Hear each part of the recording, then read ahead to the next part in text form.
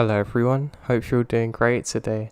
Sorry this video is a bit shorter than normal. I've just ended up being super busy this week, so I've had to get on top of a few things. But don't worry, the next video will be back to normal. I hope you're all doing great and I'll speak to you all soon. Take care, Joe. This happened to me about 5 or 6 years ago. Me and my friends were freshmen in high school at the time. We frequently went into the woods near our school that had some abandoned structures. Sometimes we went in there to smoke, graffiti, or otherwise just explore it. We had a pretty fun time normally. On a full day after school, we decided to go exploring into the woods as we usually do. For the first 10 or 15 minutes, our adventure was absolutely fine. Then, everything we come across seemed completely abnormal. We found a tree that had a dagger sticking out of it. I immediately got a horrible feeling. One of my friends, Nathan, went over to the tree and took the dagger out. Sure enough, it was 100% real. I'm not really sure what I was actually thinking, to be honest. I hoped it was like a gag toy one or something. We all kind of looked at each other, weirded out, but don't think much of it. Maybe thought somebody left it in there and just forgot about it or something. Now, it wasn't long after we come across the tree that things start to get weird. I was the first to realise it. There was a man in all black following us, keeping a good distance away. He was always to the right of us behind some trees from what I could see. He looks to be an average height man wearing a black hoodie, black jeans and black boots. I wanted to leave the second I saw him, but when I told my friends what I had seen, they didn't believe me. They just kind of laughed it off. Either they thought I was seeing things, or they thought somebody is just messing around with us. By the time we're about 40 minutes into the woods was when they finally saw him. This time he's a lot closer, about 30 feet from us. I still couldn't make out much detail about his face because he had his hood on and his head down. All I could see is that he's wearing a t-shirt underneath. Everyone froze for a brief moment and we're all just scared and stare at him, not really sure what to do with the situation. Everybody stood in silence for about 3 very long minutes until eventually he ran into the woods further behind where we can't actually see him. I grabbed onto Nathan's arm, who was the closest to me, and said, "We have to go now." I had a horrible pit in my stomach. At first we made our way back to the entrance of the woods and jogged at a slight pace. I think we're all trying to downplay the experience really at the time. We almost don't want to believe what happened. We kept at that pace for about a minute or two until we heard leaves crunching and sticks behind us. We turned around and he's still there, running at us now. I was the one behind the group, so closest to him, and I can hear his breathing. That's how close he was. Probably less than an arm's length. We pick up our speed and I thought for sure I was going to pass out because I was fairly out of shape. But luckily we made it out in about 25 minutes, stopping once or twice to catch our breaths. Once we all got out, we kind of just looked at each other, trying to figure out what happened. We didn't talk about it much after that. I don't think any of us wanted to for too long. Looking back on it, we probably shouldn't have done anything like we did.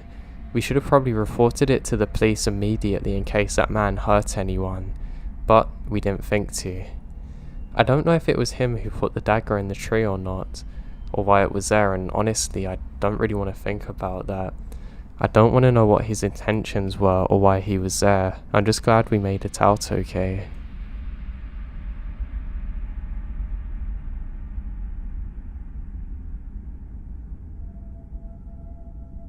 I want to start off by saying that when this happened I was between the ages of 10 or 12. I don't remember exactly what year it was, but I was in high school, so it was a few years ago.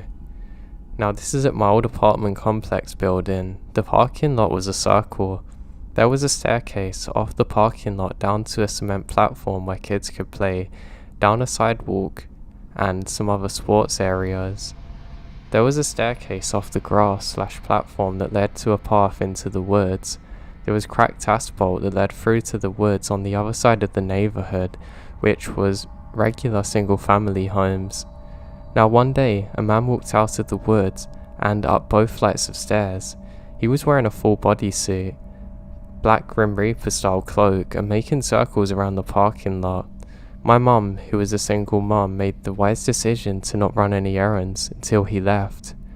Hours passed now. The cloaked man was still there, looping by the parking lot. By this time the sun is setting. My dad came to pick me up after dinner and go to his house. When we got back, guess who was there? Cloakman. The sky was jet black. The cloakman was shrouded in darkness, a HOA sucked, and all of the streetlights are burned out. Our headlights illuminated him as we drove by. This time he's head bowed, and the cloak covers his face. Hours actually passed by. Now I go to bed, and Cloakman is still wandering. He had been wandering the parking lot for the entire day. When I tell you this man was walking past it for at least 12 hours, it wouldn't have been an exaggeration. When I woke up the next day, he was gone, without a trace. Now I dog sit for a family friend. They prefer to have somebody stay at the house with the dogs. I grew up in a town in the middle of nowhere and love the countryside. So for me, this is like a staycation, because I live in the city now and never have time to myself. Anyway, the house is out in the middle of nowhere. When I say nowhere, I really mean literally it takes 2 hours to get from work to this place. There is one neighbour within 5 miles and he lives directly across the street. I'm used to this where I'm from. It's supposed to give you the space you need but also help keep you safer, knowing that you actually have somebody nearby. However, this guy has done nothing but make me feel unsafe as hell. So anyway, eventually I make it to Terry and Johnny's house, and they're telling me the drill, when to feed the dogs, which are 2 super cute and spoiled Australian cattle dogs, watering the plants, etc. Then, as they're loading up their stuff to take it to the car, Terry says, "Oh, don't forget to tell her about Steve." Johnny says, "Oh, yeah, don't worry about the neighbour across the street. He's harmless. He drinks a lot, but he's harmless. Hell, the guy lost his license so many times, all he can do is go up and down on a moped. However, just in case, this is where we keep the gun." Steve has 3 "Don't Tread on Me" Confederate flags, 2 plain Confederate flags which are all hanging from his porch. Of course he's weird. He then takes me to his gun and explains that it's loaded if I want to use it, so I don't even need to cock it, just pull the trigger extra hard. At this point I'm like, whatever. You keep a gun in your house when it takes at least 45 minutes for the police to show up, so I get it. Still, I've got no worries. I'm used to drunken weirdos. I know how to handle them. I love this life in the middle of nowhere, and I've got 2 protective dogs that will attack on command, so I feel pretty safe. Terry and Johnny leave around 3 PM. I took the dogs for a walk and play some frisbee and begin to unload my stuff while they're still worn out from running. As I come back out for my second load of stuff, I hear the neighbour, Steve, slam his door, seemingly having a phone conversation. I hear him go, "Where the hell did you go?" The dogs are hearing him now and growling. I tell them to stay calm. I then hear him say, "I don't care about my kids, screw you." And then he throws something on the unpaved road behind me. Turns out it's his cell phone. As I'm grabbing my stuff, the dogs start going crazy and run a few feet behind me, barking viciously. I drop my stuff and turn around to see the neighbour at the end of the driveway, 75 or 50 feet away, just staring at me. I tell the dogs to calm down and to get back on my side, and they do. I then give Steve a friendly wave, thinking this is weird. He then takes a step forward and says, "You alright?" in a manipulative voice. Steve is wearing dirty jeans, work boots, dirty red hoodie, and a red hat with Confederate flags on it. He also got brown dirty hair down to his shoulders, and a beard that's probably 5 inches long. "Yeah, I'm okay," and I say my name. I'm just here sitting Johnny and Terry's dogs for the week. I look down at the dogs to see their reaction. They look as though they're about to attack him in a way I've never seen before. "How are you?" I ask him. "I'm Steve. Thanks for being a good neighbour and checking me." "I'm good. You okay?" And silence again. Now this silence lasts for probably a whole minute, and I figure, he's wasted. I need to get inside. So I turn around and finish grabbing my stuff. As I do so, I hear him take one more step on the gravel driveway and the dogs bark again. And Steve says, "I know them. They're not gonna hurt me. They're good dogs for sure. They won't hurt me." I begin feeling very uneasy, so I close my trunk and turn around to see if he's going to say anything else. I was about to tell him that I was going inside, and then, instead, awkwardly he says, "Yeah, yeah, what?" and yelled. I'm shocked and he says, "Yeah, I'm going inside now. Have a good night." I turn around and the dogs follow me. Steve instead continues to stand where I left him for literally 15 minutes later. Now this house doesn't have a front door. There's a side door at the back. The back door is the main door because of the front of the house has these big green privacy trees, so I can't even see him through the front window. You can't see either doors from the street. You have to come onto the property to see them. It's about 6 o'clock, and where I'm at, the sun starts going down around then, but doesn't usually get dark until 9:15 during the summer. Anyway, the dogs and I are on the couch, and I have my headphones on and I'm playing Red Dead Redemption 2 online. All of a sudden, the dogs flip out, running towards the back door, barking and growling. I'm like, what the hell? They don't usually do that unless somebody pulls in their car and they don't know who it is. I'm not having anyone over, so I grab my knife, which is close by, and start walking towards the back door. The dogs are still going crazy and I have no idea what they're looking at. I don't see anything, but then I look closer. I see mop tail lights in the driveway seemingly hiding behind my car. I then try and focus in and see that Steve is turned around staring at the back of the house from his moped, ducking behind my car. I get the dogs and try and be quiet. I need to see what he's doing. The dogs are still growling, but at least I've not given away my location right now. I watch him for 5 minutes. No movement, just a general creepy stare in my direction. I don't think he can see me, I'm not sure. He then shuts off his moped and proceeds to crouch next to my car, where I can see him now peeking into my car windows. I don't see him trying to get in, which is weird. He's not crouching now. Obviously he feels like nobody's watching and doesn't care. He stops looking into my car and turns to the house. Creepy as hell. At this point I text Terry and tell her that Steve is doing some weird stuff and I'm getting worried. I get a text back saying, "Call the cops if you feel unsafe." They know him. They can come talk to him. Reminding me to tell you about the time he was standing out by the tree at 6 AM when I was leaving for work, and he was still there when we came back. We think he had a psychotic breakout. How comforting is that? So, I talk myself down some. This guy is wasted. However, if he starts getting close to the door, I'm calling the cops. Dumb idea, looking back, because the cops can take such a long time to get here. I'm watching him as he makes his second round looking at my car.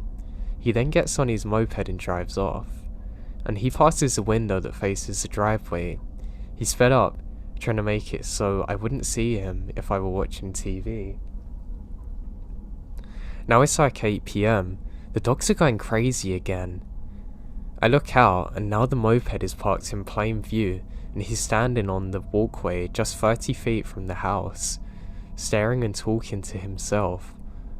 I previously turned off all the lights so that he can't really see in. I see him take a single step towards the door, now 30 feet away. I grab the gun. I've calmed the dogs down and they're in full protective mode. One dog to my left and one to the right. It's around 8:15 PM now and I call the cops. I explain my situation and the owners think that he had a psychotic breakdown. As I'm halfway through explaining this, I'm really scared for my safety and the operator says, "Ma'am." She then says, "I'm sorry, but you're not located in our county. I have to transfer you to this one." Are you serious? The owner said that the cops in South know him very well and how to handle him. Isn't that the guy? Yes ma'am, that is us, but you are located in a different county. This is not our jurisdiction. The guy who's bothering me lives in your county, that's why I'm calling you. And the operator transfers me to another one. When she answers a phone with the average 911, "What's your emergency?" I'm silent. I'm looking out the kitchen window. Steve's about 4 or 5 feet closer from before. I explain what's happening and that I was transferred because apparently I'm not in their jurisdiction. She tells me to remain calm and turn on all the lights. I said no, the guy's waiting for me to do something like that. The doors are locked. I do have a firearm. If he enters, I will shoot. She then tells me that it's safest with the lights on. I turn on the lights. He notices. He then turns around to get on his moped and goes back home. I tell her what's happened. She said, "Do I want an officer?" I say, "Hell yeah." Apparently the cops in South in this state know him, but she transferred me to you. This is the 3rd time he's come onto this property and he's getting closer to the door and I'm not safe. Calm down, ma'am. We will still send somebody, however, based on where you're located, it's gonna take a while. I say that's fine. I say if she'll stay on the line. She says that it's not really possible because she has to take other calls, but to call back if anything else happens without hesitation. Now it's about 9 PM and the sun is getting ready to set completely. Again, the dogs are going crazy. Now I'm getting real annoyed and walking around the house with a loaded gun, so if Steve sees me, he knows I have a gun. I look out the window and see his moped, but I don't see him. Where the hell is he? From the window in the kitchen, I can't see the back door. I go upstairs. One of the dogs follows and peek through the window in the bathroom. Steve is on the back porch, lighting matches, throwing them down onto the wooden porch. He doesn't seem harmless anymore. He's talking to himself and twisting his head back and forth like he's getting warmed up for a fight, or having a conversation with multiple people. I start filming from upstairs. So now, I try and hide my phone, just in case he goes up for it. The sun is down and it's getting dark. He steps onto the door and starts knocking. He starts pounding on the door. I'm pretty good at staying calm in any situation, but my heart's beating. He then stops pounding the door, quickly turns away and runs to his moped and takes off even faster than I thought he could go. Not even a minute later, I see a cop pulling into the driveway. I mentioned to the dispatcher operator that I have 2 dogs that will bark at the officer but will not attack. They are trained to be like this. I say I'm going to leave the firearm inside when I go to meet the officer. I meet the officer and the dogs don't growl, simply gave a bark, letting me know that someone's there. I went outside to meet him and told him that the guy just took off on a moped and he says, "Oh yeah, I think I passed him."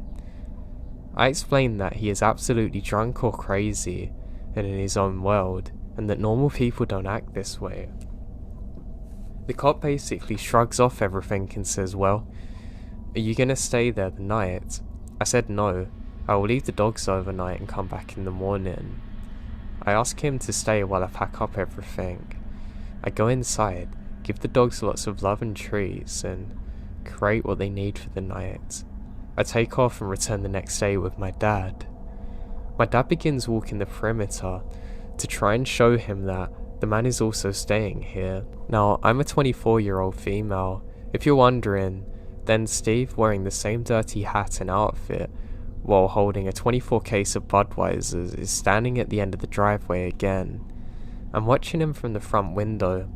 I see my dad at the other end, and he sees him. Steve immediately turns around and goes back into the house. Now, I later learned that Steve has been to jail multiple times due to domestic abuse, and his kids can't even see him. He's very violent. No one knows how he gets money to get things. Terry and Johnny have never seen him leave for work. They've only seen him on his moped or four-wheeler that he recently bought. I don't know who he thought I was, but every time he looked in my direction, I saw pure hatred in my eyes and evil intent. I'm really glad my dad come to stay with me, because God knows what would have happened if he didn't.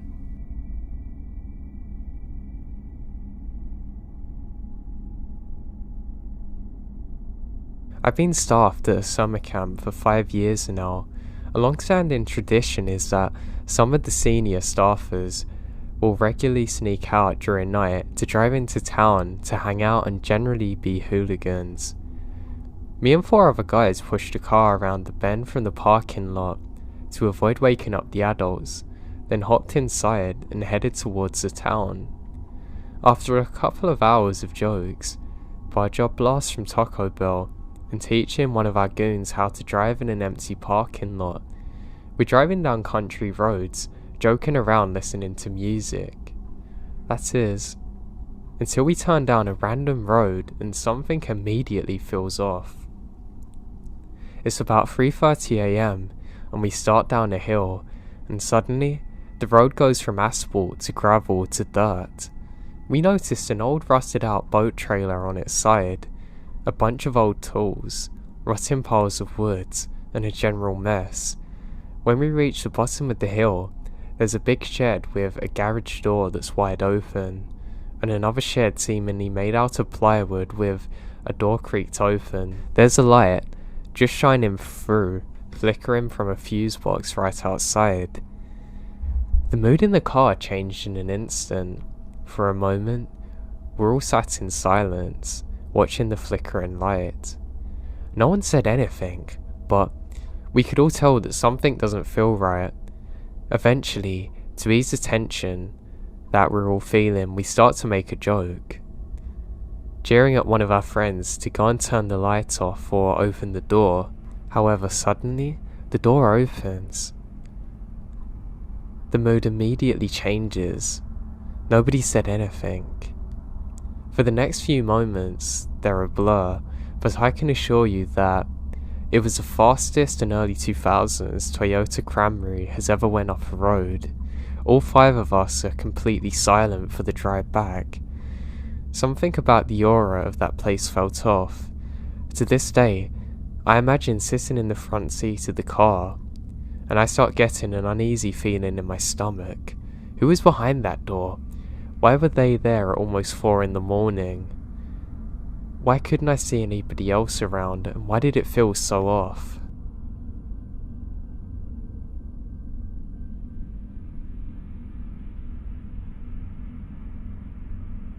Okay, so let me start by saying I'm a 23-year-old. At the time of this story, I was 19, 5'5", fat girl from England. My weight and country come into play later. So I would take my dog for walks at night. That was until this experience. Now, it's not the kind of dark where you can't see anything, but the kind where you can't make out much further in front of you. As a disclaimer, this is the middle of nowhere. We're in a village where everyone knows each other and strangers are rarely spotted. Now, a fair few of my neighbours walk late at night, and I meet most of them, and there's usually this 6'3", heavily tattooed 46-year-old man with 2 friendly big dogs, one Mastiff and another German Shepherd. We were great friends and still are. Now, on this particular night, I bumped into him, just ending his walk, which happened to be a couple of times, and it's no big worry. I'm around half an hour into my 45-minute walk in the woods, earphones in with music playing and just checking my phone to see what song's on next. I notice my dog is looking up as if he can see something, I assume it's another neighbour, fox or deer. I looked up calmly and I see a strange man standing about 20 foot away from me, holding a rifle. Not a dog. It wasn't hunting season and this is England, so you can't really get guns unless you're a farmer, let alone a rifle. He looks angry and stares at me. At this point, I remembered my head torch and he turns to look at me. He angles himself to my face. And at this point, I knew I couldn't turn around or run since I'm out of shape. I carry on walking. As we go past, my dog gives him a wide berth, which is very unusual because he's normally friendly and loves everyone. I'm very confused by this. Now, I shuffle past him and say evening. I try and speed walk out of there. I look over my shoulder as I'm about to leave the woods. I saw he hasn't moved an inch and he's still staring at me. I never walked alone at night again. This freaked me out so much because it never happened since and there's no hunters near me. I'm certain he was not meant to have that gun. And I'm sure I've heard a gun go off at some point around the time of my travels near then.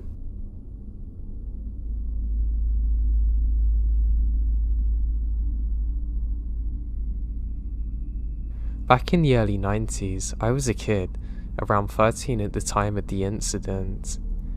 I used to stay at my grandparents' house a lot, out in a very rural area in SE, Arkansas.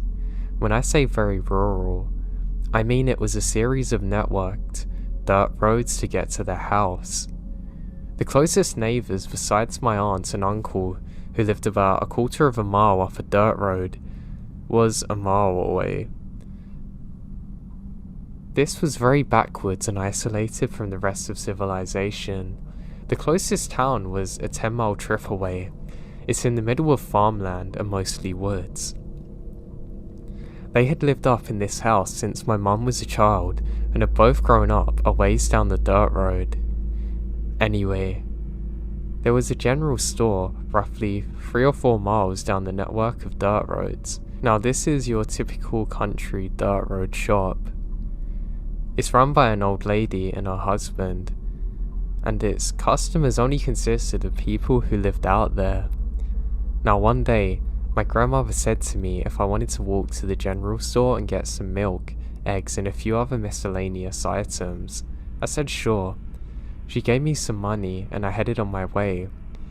Now it was fairly early in the day and I had plenty of time to get back before dark, which I always made sure to do when I was out roaming. Things can get pretty creepy out in the backwoods of Arkansas after nightfall. It's a darkness unlike most people have actually experienced before, due to no light pollution, and not really many street lamps. Now me being a 13-year-old, had poor time management skills.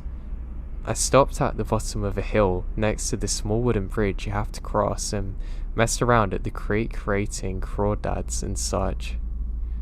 By the time I left the store, I realised it was quickly approaching night. This was fall and darkness set upon the land very early.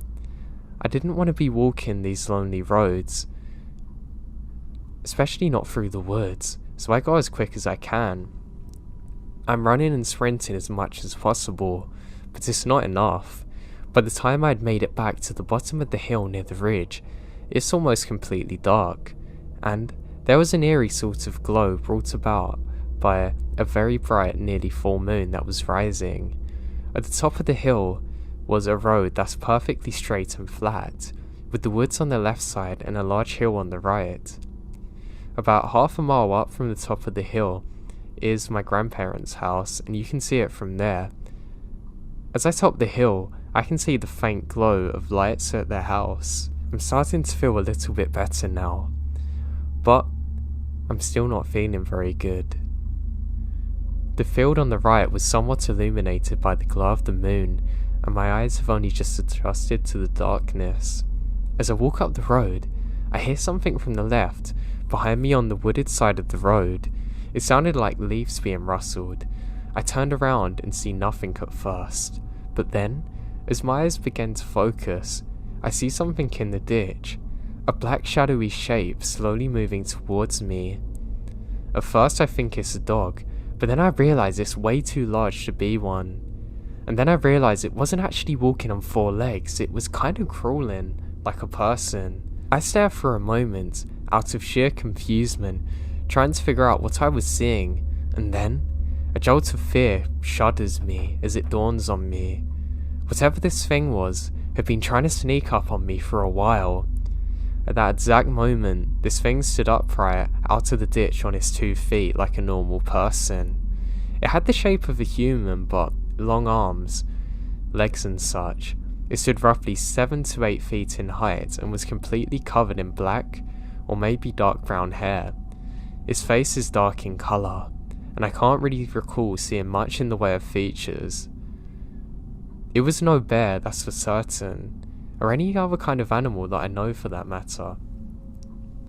I immediately dropped the bag of stuff I'd been carrying and bolted as fast as I could, trying to get towards my grandparents' house. I heard a heavy breathing and weird sound behind me, hearing footsteps on the gravel as whatever this thing is starts to chase me. Now, I didn't turn around to look because I didn't need to. I can hear it crashing into the woods, earth-shattering, and some ungodly scream coming out of that thing, a sound I've never heard before. By the time I reached my grandparents, my heart felt as though it was about to explode from my chest. It's a type of adrenaline that I've never had before. I must have been sprinting as fast as possible for half a mile. I flew into the house and, in an incoherent mess of hyperactive gibberish, tried to explain to my grandparents what happened. My grandmother didn't really seem to believe me, but did believe something scared me, which annoyed me, thinking it was some kind of dog. The next morning I woke up, and I can see my grandpa sitting outside on the porch, whittling wood underneath the shaded tree in front of the yard, as he often does. I went and sat down beside him in one of the old metal lawn chairs. He's a very rational man, down to earth, grown up and hunted in that area his entire life. He knew every square inch of it, mapped out into his mind.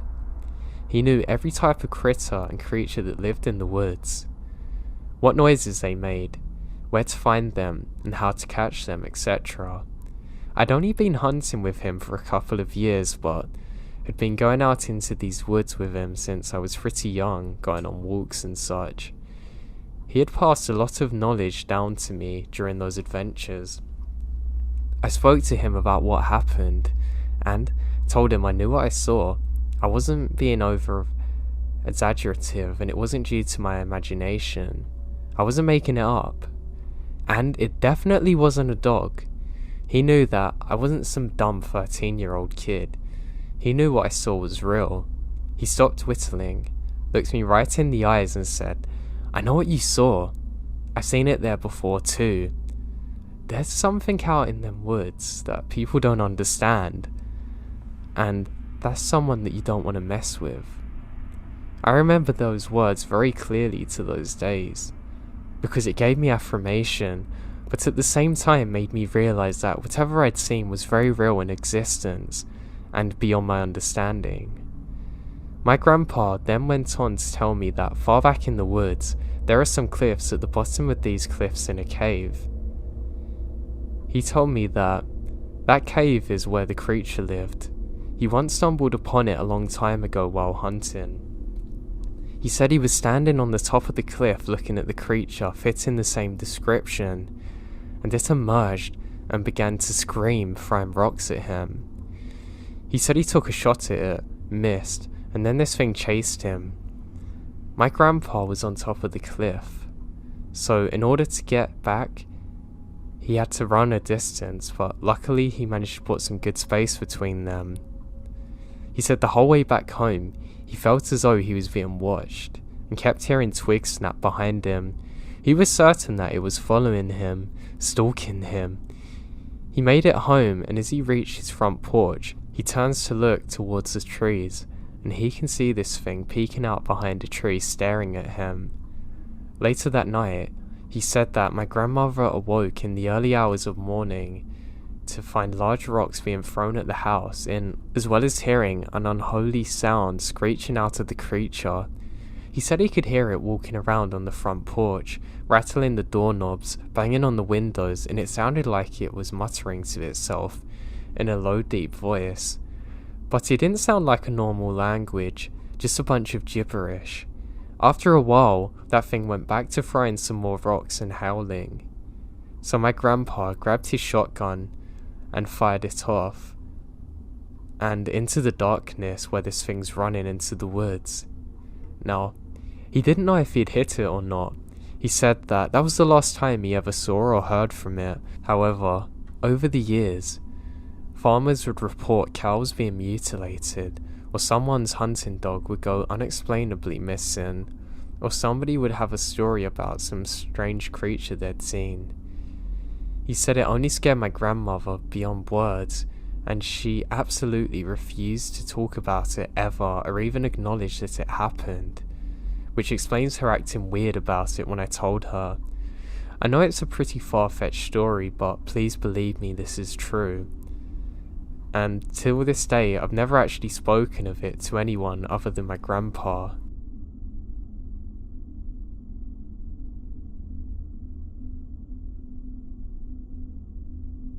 This happened to me over a decade ago, but I'll never forget the feeling deep in my chest, both that night and the following morning when the true nature of the situation became apparent to me. It was late December in a small Texan town. We just received 5 inches of snow in the day. I can't remember what time it was. It's dark out and I'm playing in my room. It's important to note that my room was made up of 2 rooms, a mudroom with a door leading to our front and my actual bedroom. The door was an older style wooden door with an all old wood hardware and a window on the top half. It had a window shade, but that wouldn't stop anyone from looking in if they wanted. My room was the most front faced, with my parents being to the back of the house. I was in my mudroom playing with my Hot Wheels when I felt weird. It felt like somebody's watching me. I was facing the door at this point and look up at the window. I was trying to focus on the little openings left by the window shade. I started looking for some reason and start running. After a while, I'm sure nobody's there, so I went back to playing.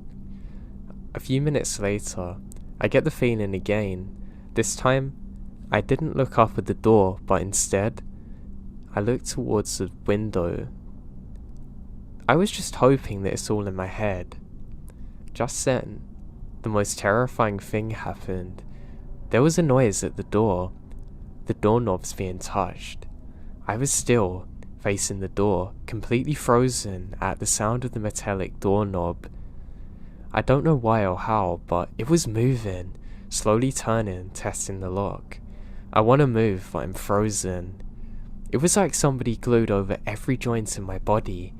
My chest felt like a car was parked on it. My parents weren't immediately there, so I'm all on my own now. And suddenly, the door lob is being yanked with force. The door was one that had been locked with a skeleton key, so the doorknob could move freely. There's 2 deadbolts. Whoever was on the other side just figured out the doorknob was free to open. As soon as I heard the doorknob turn all the way, I sprung up the wall about 5 feet. The door fell silent. I'm glued to the wall, unable to move. The doorknob continues to slowly move. Whoever did so started trying to budge on the door, trying to pry it open, pounding on the door with their foot, kicking it. I froze until I started screaming for my life. I sprinted to the back of the house to get my parents. They asked me what's wrong, and I said somebody's tried to break in. They ran inside and checked, not bothering to check outside, which I pleaded with them to do. They said it's my imagination running wild or an animal. They took one final look and said go to bed. It took me hours. I don't even remember going to sleep. All I remember is staring at the doorknob from my bed, never taking my eyes off of it.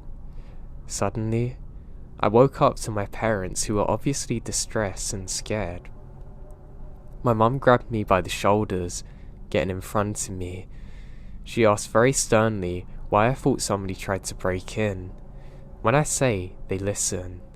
I was worried about how serious they were suddenly. When I thought they said it was my imagination, they took me to the front door, then to the backyard door, and pointed to the door near the driveway. You can clearly see boot prints in the snow walking along the street.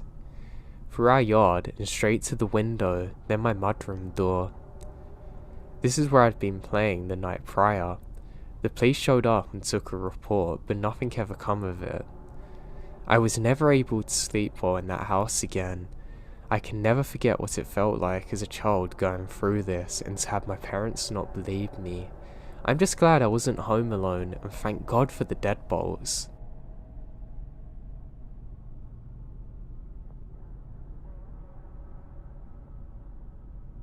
About 5 years ago, my wife and I went on a weekend camping trip with our two closest friends, another married couple. The campsite is just outside of Yosemite and really beautiful. The beauty of it and creepiness of it is that you take a dirt road for about an hour and a half off the main road to get to it. It's extremely secluded, but never felt threatening. It's a really popular campsite, so there's always people around, especially in the summer. The first day was awesome. I don't remember exactly what we did, but I remembered having a great time there. The campsites are fairly close together and usually separated by various shrubs, etc. I thought we were all getting pretty pumped up about the site, as there were no neighbours around the sites, just forest, and no one occupying the site closest to us. This isn't common, as these campgrounds stay fully booked throughout the summer. Day 2 started normally. We had breakfast and then head to the lake for a couple hours. The lake was about a 20-minute hike from the main campground. We ended up getting back at around 2ish, and we noticed that the site next over to us had a silver rented car parked on it. We didn't think much of it, and went about a fire. At some point, we noticed the occupants of the site next to us. It's a pretty average looking white dude, maybe early 40s. He was so average looking that it's hard to even picture him. We all immediately caught on to the fact that he was constantly looking over at us. My friend Dave even made a comment to me under his breath saying, "You notice that guy keeps looking here." I remembered feeling uncomfortable as we're all in our bathing suits from the lake. But I make a conscious effort just to ignore it. It's worth mentioning that we're a little buzzed/drunk, not out of control, just feeling good. Throughout the afternoon and into the evening, we continued to notice the guy constantly staring at us. In hindsight, Dave or I should have called him out. The story doesn't make us look great, but whatever. I had been stressed at work prior to the trip and really didn't want to let some creepy dude throw off my relaxed vibes. The alcohol, coupled with the fact that we honestly kind of felt bad for him, led to us not confronting it. I just thought he was a lonely dude. Aside from the start, there were a couple of mildly weird incidents that occurred leading up to the very weird stuff. The first was that at some point, he left his site to go and do whatever. When he was gone, a girl, probably in her mid-20s, about our age, walked by it and snapped a picture of his license plate. I remember asking her if she needed anything. She smiled and awkwardly kept going. Dave and I both thought it's odd, but we're preoccupied with beer. Later in the evening, around 7ish, the camp host was doing her round checks on people. She kept checking us in and moved on to him. I remembered all of us eavesdropping intently to what they're saying. I think we just wanted to hear what this creep sounded like. He kept asking questions about the bathhouse. We didn't know there was a bathhouse, or even what a bathhouse was. But he had 100 different questions about it. Where is it? When's it open? Is it private? Which are not weird, but in context, definitely odd. The sun started to go down. We're all drunk, so weren't too concerned with the creepy dude anymore. At one point, we went for a walk and I noticed him snooping around what we believed to be the bathhouse. Now, I would call out this kind of behaviour, but again, I was drunk and 5 years stupider at the time. We all continued to laugh and talk about how creepy he was. Now, we have a good time and keep drinking. At one point, the guy started eating beans aggressively out of a can in the light of his single lantern, no fire. He looked at us while doing so, and Dave and I noticed this and kind of snicker at each other about how weird it is. Eventually, compose yourself. Eventually we decided to go to bed. I think the guy had left his sight at this point. I remember joking, saying, I better not wake up to that guy looking in our window. My wife and I slept in our SUV with the seats folded down. Dave and Sarah slept in the camper shell of their truck. I remembered feeling creeped out as I fell asleep, but shrugged it off. Around 2 a.m, both my wife and I were jolted awake by what we thought was a woman's scream. We both looked at each other and asked if each other heard that. We come to the conclusion that it was probably somebody trying to be loud, and decided to go back to sleep. As I was trying to sleep, I start feeling very unsettled. I decided to get out of the car and take a look around. I checked my door, trying to be as quiet as possible.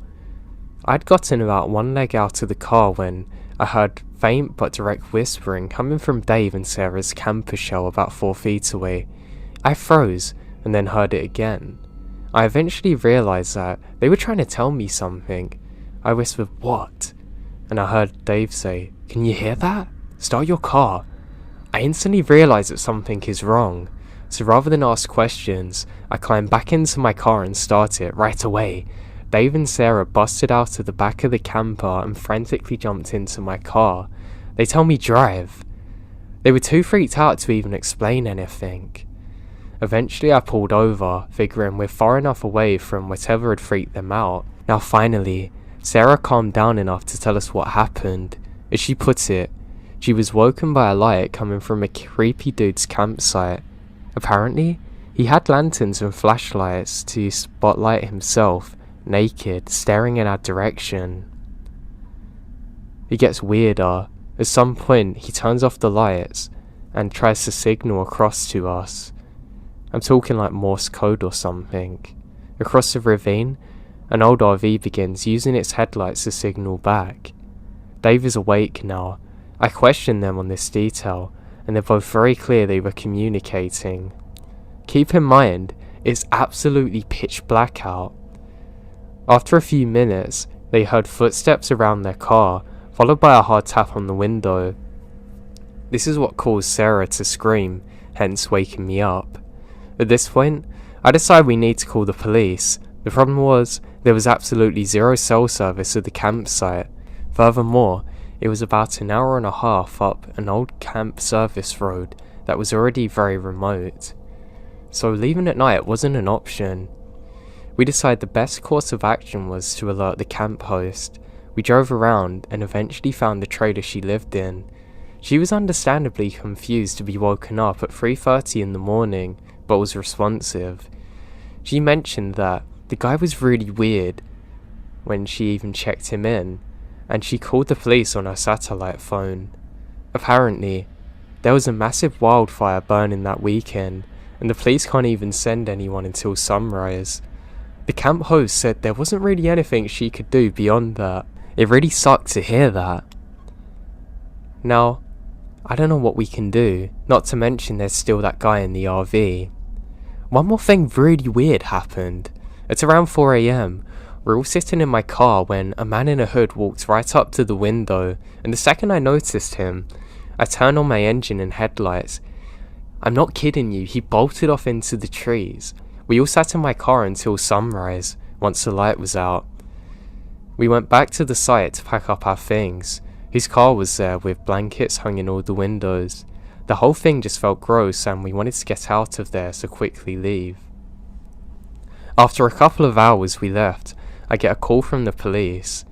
They said they went out to the campsite and questioned the guy. He said he was simply showering. The cop told me there was nothing he could do.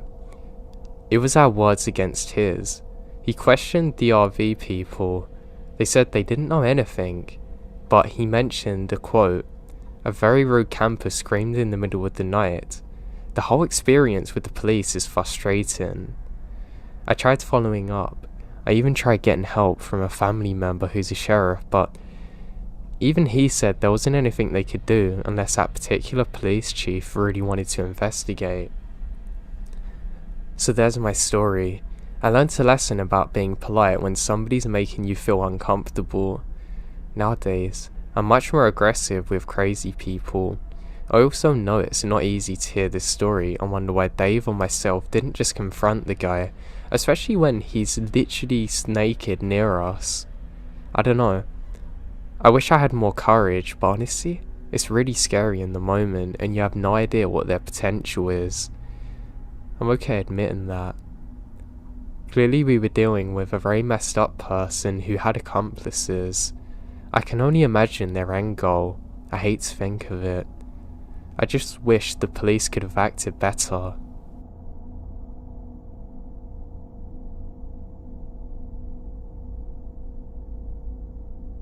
This happened in 2004 in northern Wisconsin. I was 16 at the time, out hunting deer with my dad and a friend of his, Frank.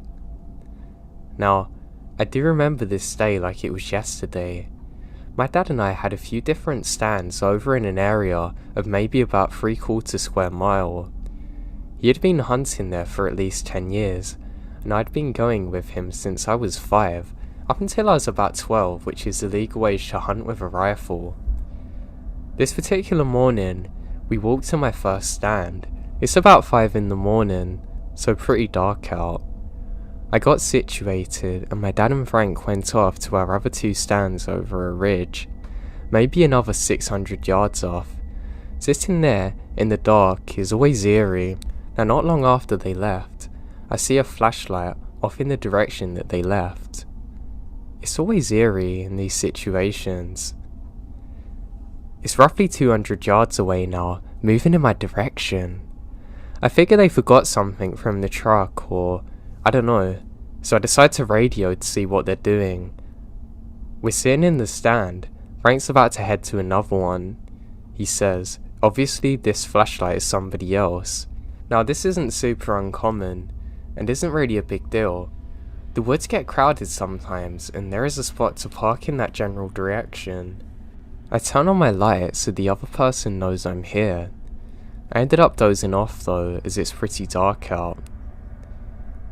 Now when I wake up, the sun's up. It's around 8 AM, and I sit there for a bit. I radio my dad to see if he's heard or seen anything moving. Nothing yet. There's a couple of gunshots off in the distance. I get up, go for a slow little walk to get my blood moving again. Then, not far away, maybe 30 yards out, I decide to return. When I come back to my sound, I sit down and take a real good look around. I have the feeling that I'm being watched, but nothing's going on. I finally look out to my left when I saw a big flashlight and something orange. For anyone unfamiliar, hunters have to wear blaze orange during the gun season. I radio to my dad and Frank to see if either one of them are here. My dad says no. I hear nothing from Frank, and decide to grab my binoculars out of my backpack to see if it's Frank. This is not Frank, and this guy is looking at me through his scope. Rifle aimed directly at me, which is a massive no-no. You never point your rifle at anyone, under any circumstances. Dumb people still do it though. It's few and far between, but it happens, which is why normal people like us use binoculars. At first I'm like, what an idiot.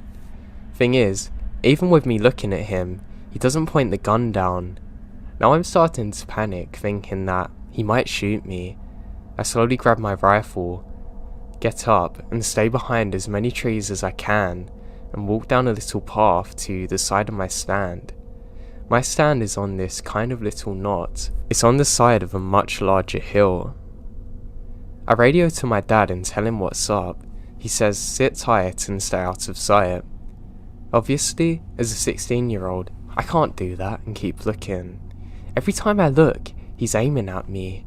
He's always in different spots, still moving to my direction. I go back to look again, and he would be 30 yards away from the last time. A good 10 minutes of this happened, and my dad radios to me, "How you doing, bud?" Looking back, he's obviously trying to keep me calm at the thought that something serious might happen. He's still there but keeps moving. I don't know his problem. My dad tells me just keep hidden, he'll figure it out, that he'll be coming up near him in a minute or two. That's when I hear the shot. I lose my mind trying to get hold of my dad. Did he just get shot? Where is he?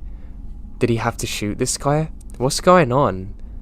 I sit there for maybe 3 minutes. Feels like hours, and I hear, "Alright, coming out and head towards my stand." I peek over and I see my dad waving from alongside the ridge that the guy's been on. It turns out, Frank had been really restless and took a stroll and ended up on the other side of that particular ridge that the stranger's on, not knowing he's there. He knocked his radio batteries loose and couldn't communicate with us. Turned out the shot was actually Frank shooting a deer. My dad said as soon as Frank shot, the guy walked off from towards us, then to the logging road out of sight.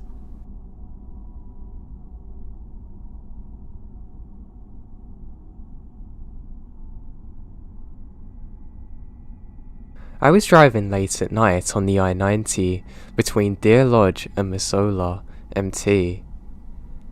I'm originally from Seattle, and I was driving back to Seattle after visiting family in Bozeman and Billings.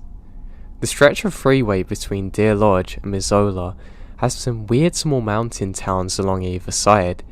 It's occasionally interrupted by large truck stops. Anyway, it's about 11:30 at night, and I'm on my way to my hotel in Missoula when I notice that I need some gas. I stop off in this random small town with one gas station with a 24-hour pump. It had a convenience store attached to it, but it was closed. I get this really weird vibe from the station as soon as I pull up to the pump. I hadn't turned off my car yet. I just put it in park and the engine was still running. I was about to shut off my car when, out of the corner of my eye, I see a dark figure come from the side of the closed convenience store, literally running at my car. Some instinct actually kicks in, and I pull my car back into drive and get the hell out of there. I look back in my rearview mirror to see the figure chasing after my car for a few seconds, but by that time, I make that turn and get back onto the freeway. I literally can't shake the feeling that I'm being followed for the rest of my drive either. Now this happened in 2009, so while smartphones did exist, they weren't as prevalent or as good as they are today. Even with my flip phone that I have at the time, I can't even get signal on it. Secondly, the events at the gas station happened in a span of about 20 seconds. Yeah, really quick. I arrive, park, turn off the car, see the dark figure running towards my car, and I put my car back into drive, burn rubber to get out of there, and I see the dark figure chasing after my car, tearing up on the freeway. And finally, someone mentioned the story of the Wendigo, and I've heard about it, but I wasn't isolated up in the mountains, and this was less than 30 seconds away from the freeway, so I don't really think it was that. I think the dark figure was a desperate meth head looking to rob someone or hurt someone.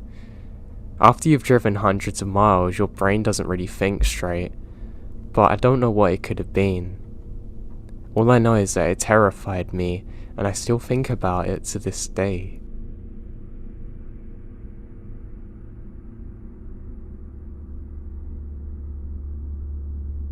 I was walking on a trail in the Crater Lake to get back to my car, and as I'm doing so, I hear somebody running behind me.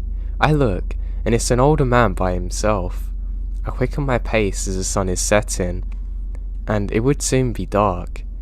He stops running and starts up again, getting closer, and I do the same, trying to keep distance. It felt creepy, and I was so thankful when I saw another woman with a big dog not too far in front of me. I met up with her, and eventually, so did the guy. We all walk together now, and this man is very strange and socially awkward. He had a camera. I'm certain the woman and I had the same creepy feeling from the exchanges we'd given each other. She said if he came here alone, and he replies that his family's already down the hill waiting for him. I immediately felt very ill when I heard this. And then, the really weird thing happened. He took at least 3 pictures of the woman and I. I could have asked him to delete them, but honestly, he probably never would have done so. And I just wanted to get back to my car, because he's making me feel very uncomfortable. We finally reached the bottom of the hill, and I noticed that there's no family in sight for him. He gets in his car alone and drives off. I felt very lucky there was another person there with me. I'm sure he was some kind of predator.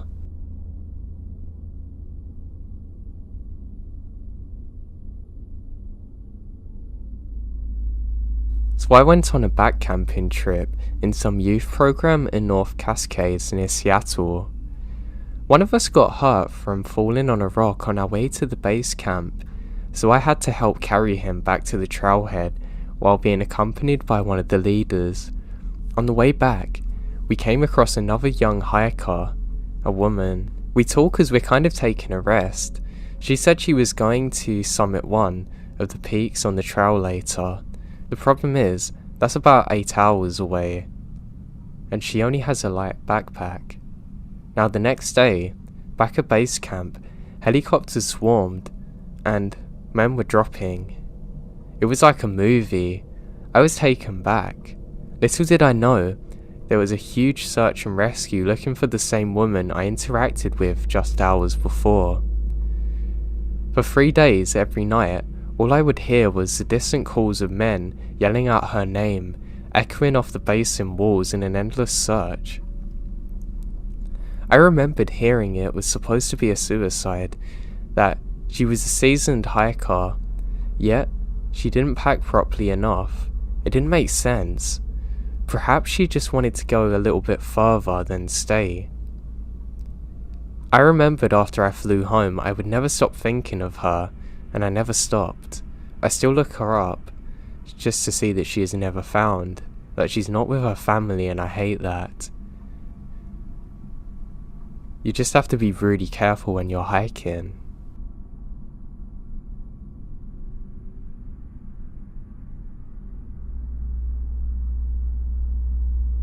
This was a few years ago in October, actually around the time the nationwide clown stuff was happening.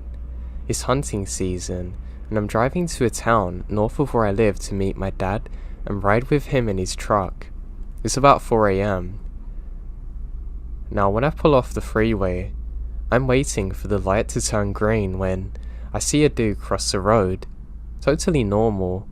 I pull away and turn into the parking lot for the usual meeting spot, a park and ride situation. I turn off my car and wait for my dad. I took off towards the main road, and that's when I see a young guy walking towards my car. It's October and really cold, so I can't even see out the windows well. He just continues walking right up next to me until he's about 15 feet away from my car. He just stood there maybe for 10 minutes motionless, just staring at me. I wasn't even too spooked. Like I said, it was hunting season, so I can defend myself, but after 10 minutes, he turns around and walks away, literally never to be seen again. To this day, I still have no idea who he was or what he wanted from me.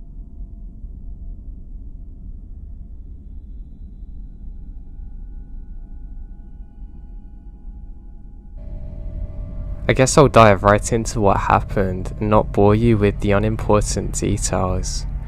I was hiking on a trail I'm very familiar with, and because of changes in the weather, I decided to leave the trail and cut through the woods.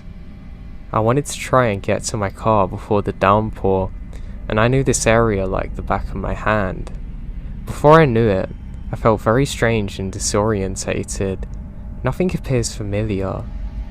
I'm not sure if the woods seemed to be silent before or after I felt this way, but I become undeniably aware of how silent everything is. Oppressingly down, really suffocating silence, and my heart begins to pound as I stood in place, and it felt as if the woods are spinning and closing in around me. I felt like I had nothing I could do, or anything that I could comprehend. It's when I start noticing something about 15 feet in front of me. Now, it was 10 feet high and 8 feet wide, and a distortion. It was like something was bending the light and moving towards me like a fogged up mirror, almost, but with no definitive shape. But it was moving with purpose and intelligence, and would be completely unnoticeable if not for the distortion. I turned to run and realised another was behind me, the same size and shape, almost about. Then I realised there's at least 4 more of these moving around me. I'm trapped. What I was seeing in my brain could not make sense, and I'm in utter shock and panic. I back up against a tree because I'm so scared.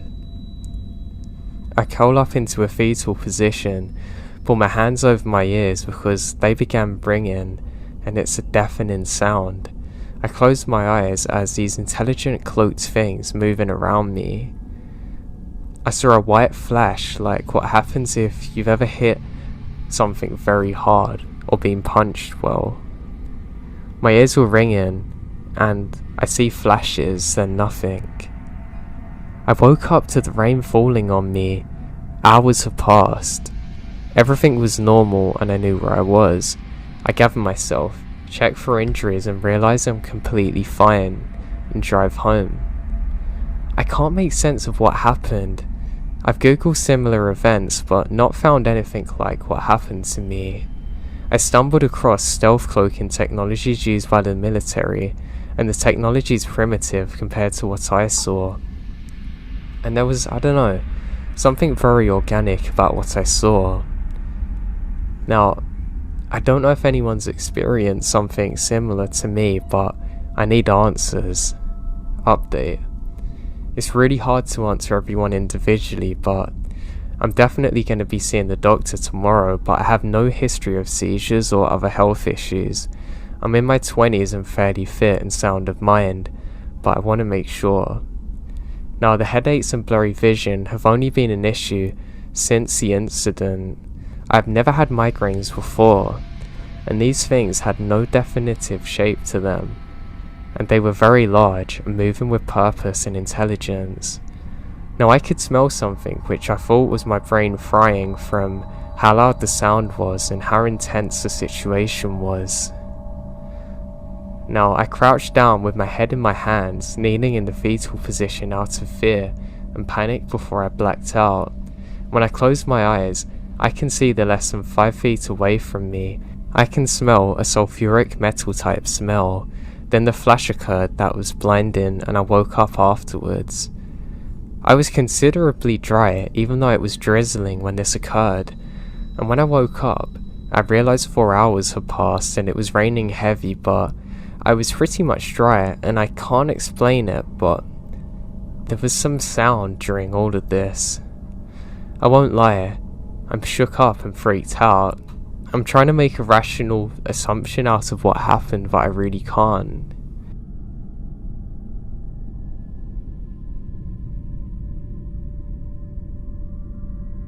I was coming home late from work one day. I worked as a forest ranger, so that means my hours could go pretty late sometimes. I had a pretty good day at work. Everything was normal. I got in and went to sleep. Now, just because I wasn't at work didn't mean I wasn't an outdoorsy person. So the next day, I decided to go for a hike in a forest not too far away from where I live. I really like getting out into the middle of nowhere because I find I can really free my mind this way and just think with a clear head. Now eventually I arrive at the forest. It's very peaceful now. I can hear all kinds of animals around. I put in my headphones and listen to some music and start my walk. As I'm walking, I start to get caught up on something that annoyed me, and I'm trying to find ways to think out of the situation. This goes on for a while, and I realise that I'm in a part of the woods I've never been in before. I'm kind of confused because as I look around, I see some mist and fog. I know that I must be near water because the mist is here, but I've never seen it before. As I'm doing so, I can see a dead tree just off in the distance. I don't know what it is about this, but I keep getting a really weird vibe. I look to the left and I can see a person standing up. I can only see the top of them. They must be wearing some strange camouflage or a Halloween suit because it looks like a skeleton staring at me. I think this is weird, and I decide to take off my headphones so I can be more in the situation in case anything goes bad. As I do so, I hear the sounds of bones crashing on the floor, almost like somebody's dropped a load of sticks onto concrete. Then it hits me. It's now completely silent where I am, and I look around and it's almost like I've gone to a complete different place. It doesn't look anything like the woods I was in before. I look up and I call out to the person thinking it's a hunter. They're not meant to be hunting here and I really don't want to get shot today. They can't hear me, or they don't reply, so I decide to walk over slowly.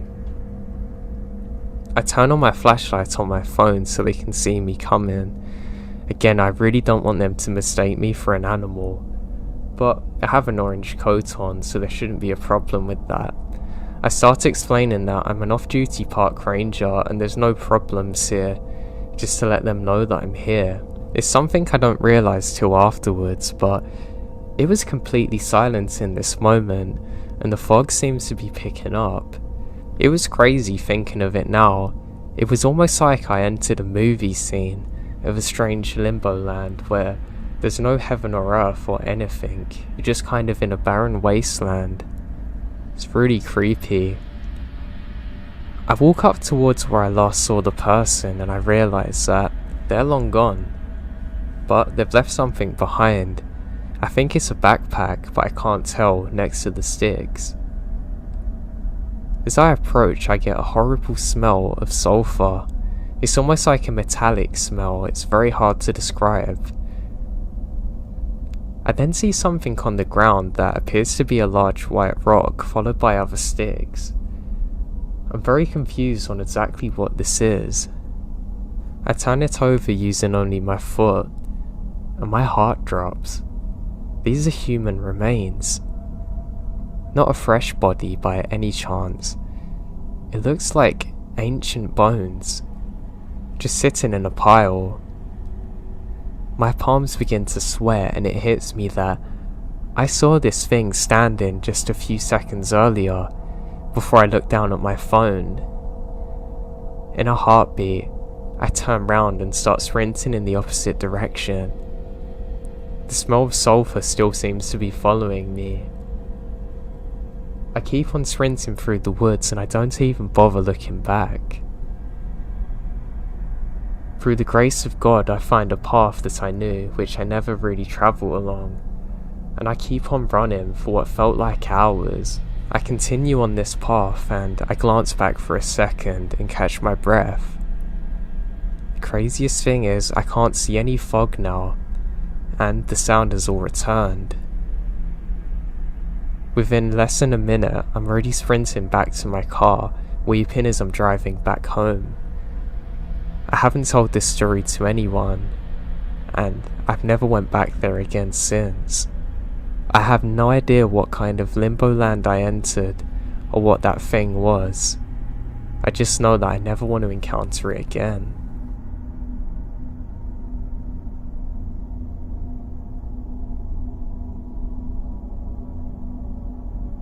I'm staying in the Pigeon Forge near the Smoky Mountains right now, in a cabin in the woods. There's other cabins nearby though. I was deep asleep last night and my boyfriend was still outside in the hot tub, and he come inside yelling for me to wake up. He said that he started hearing something big moving around the forest. He thinks it's a bear, but he shines his flashlight, and it was like something small moving through the grass that he couldn't see clearly. There were multiple of them, but they were covered by grass and moving in different directions. He only saw one, but it was a little ways in the distance, and he described it as long and tan coloured skin, slithering around, very fast but gracefully. They're clear as day, and he heard a woman scream saying help me someone, but there's no one around, and it's the weirdest thing he'd sound like it's not a real person, like it's rehearsed or a recording. He couldn't tell where it was coming from. I have no idea what he saw.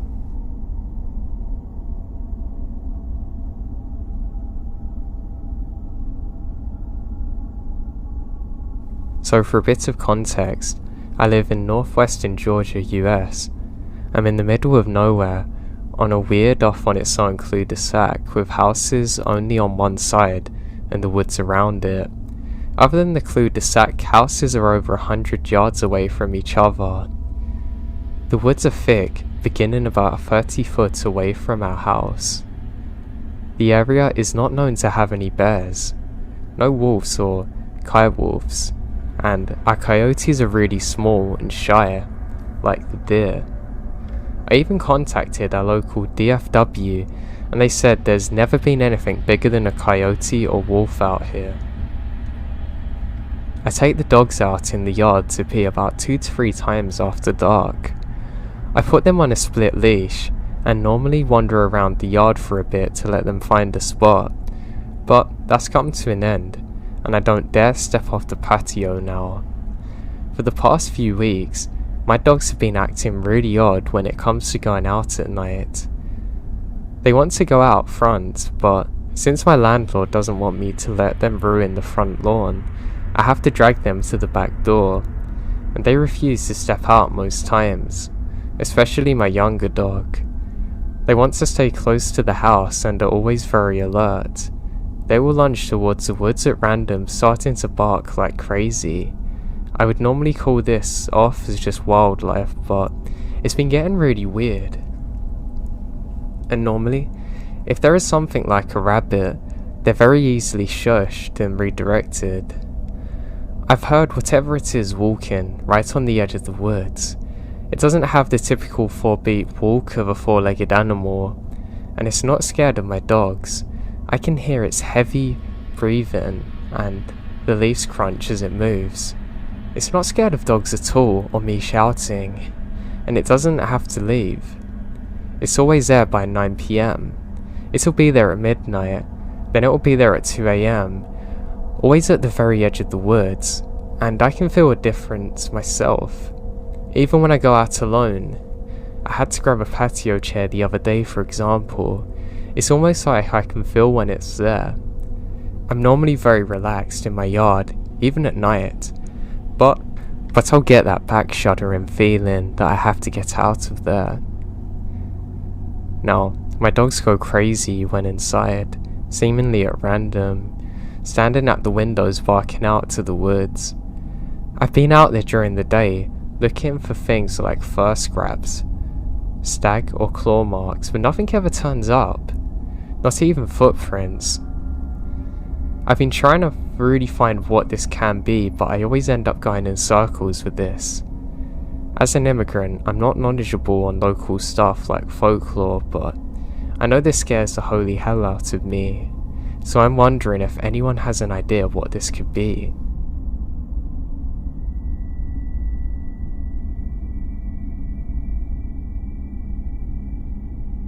To lay the scene, I'm from a small town in Florida, very close to the coast.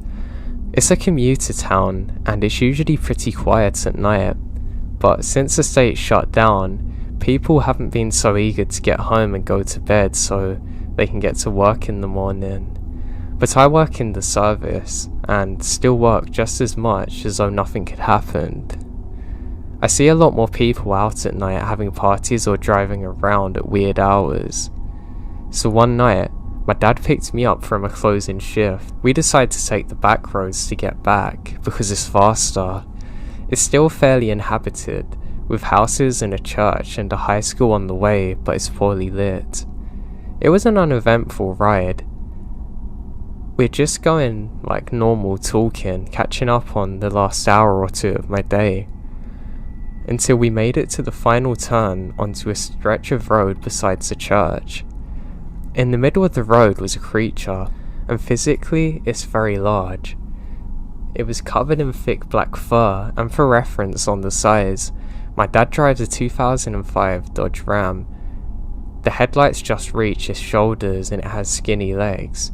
It's hunched over and dragging one of them behind, and they curve outwards, which made me wonder if they're supposed to, or if it was severely bowed. I can't think logically of any animal it could have been, unless it was massively mutated or deformed, but it doesn't make sense. When our headlights hit it, it sunk to the ground, screamed and ran into the woods. The screams were high-pitched and wet, like it was gargling. I saw it stumble off the road and hit a tree before screaming again and disappearing. My dad stops the truck and gets out with a flashlight. We only stayed for a few minutes as we're both pretty shaken. We looked for blood or tracks, but there aren't any.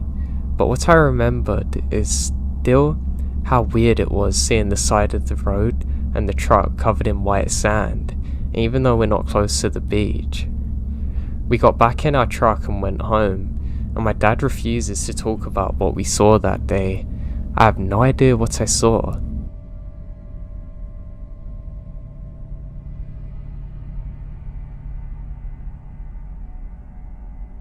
Before I share my mum's experience, I feel like a little background into my family's history will be important.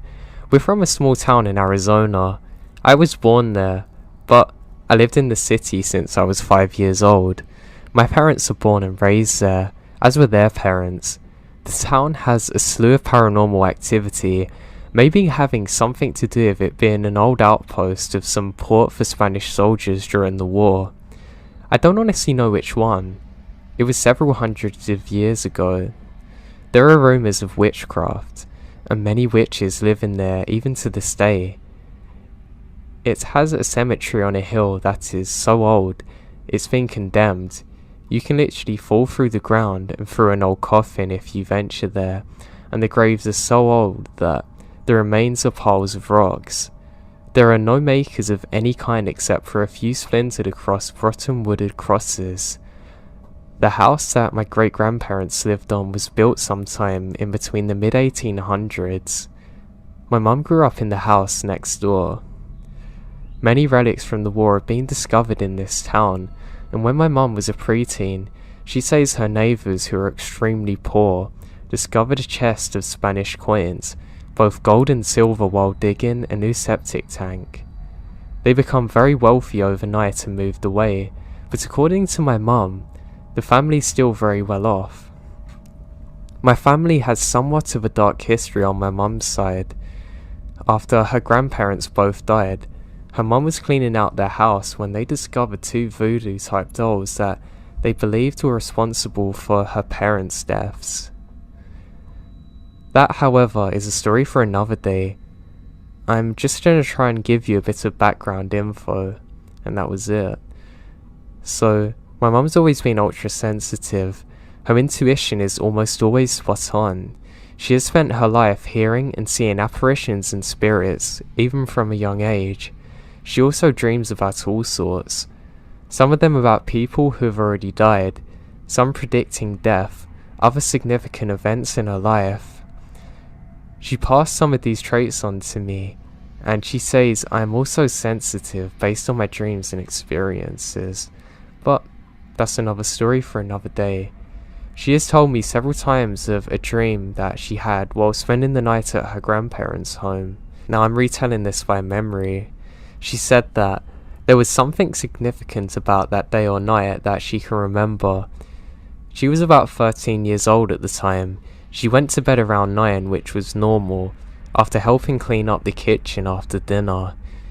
When she stayed there, she said she always slept in the guest bedroom, and since all her aunts moved away and had their own families, she's there all alone.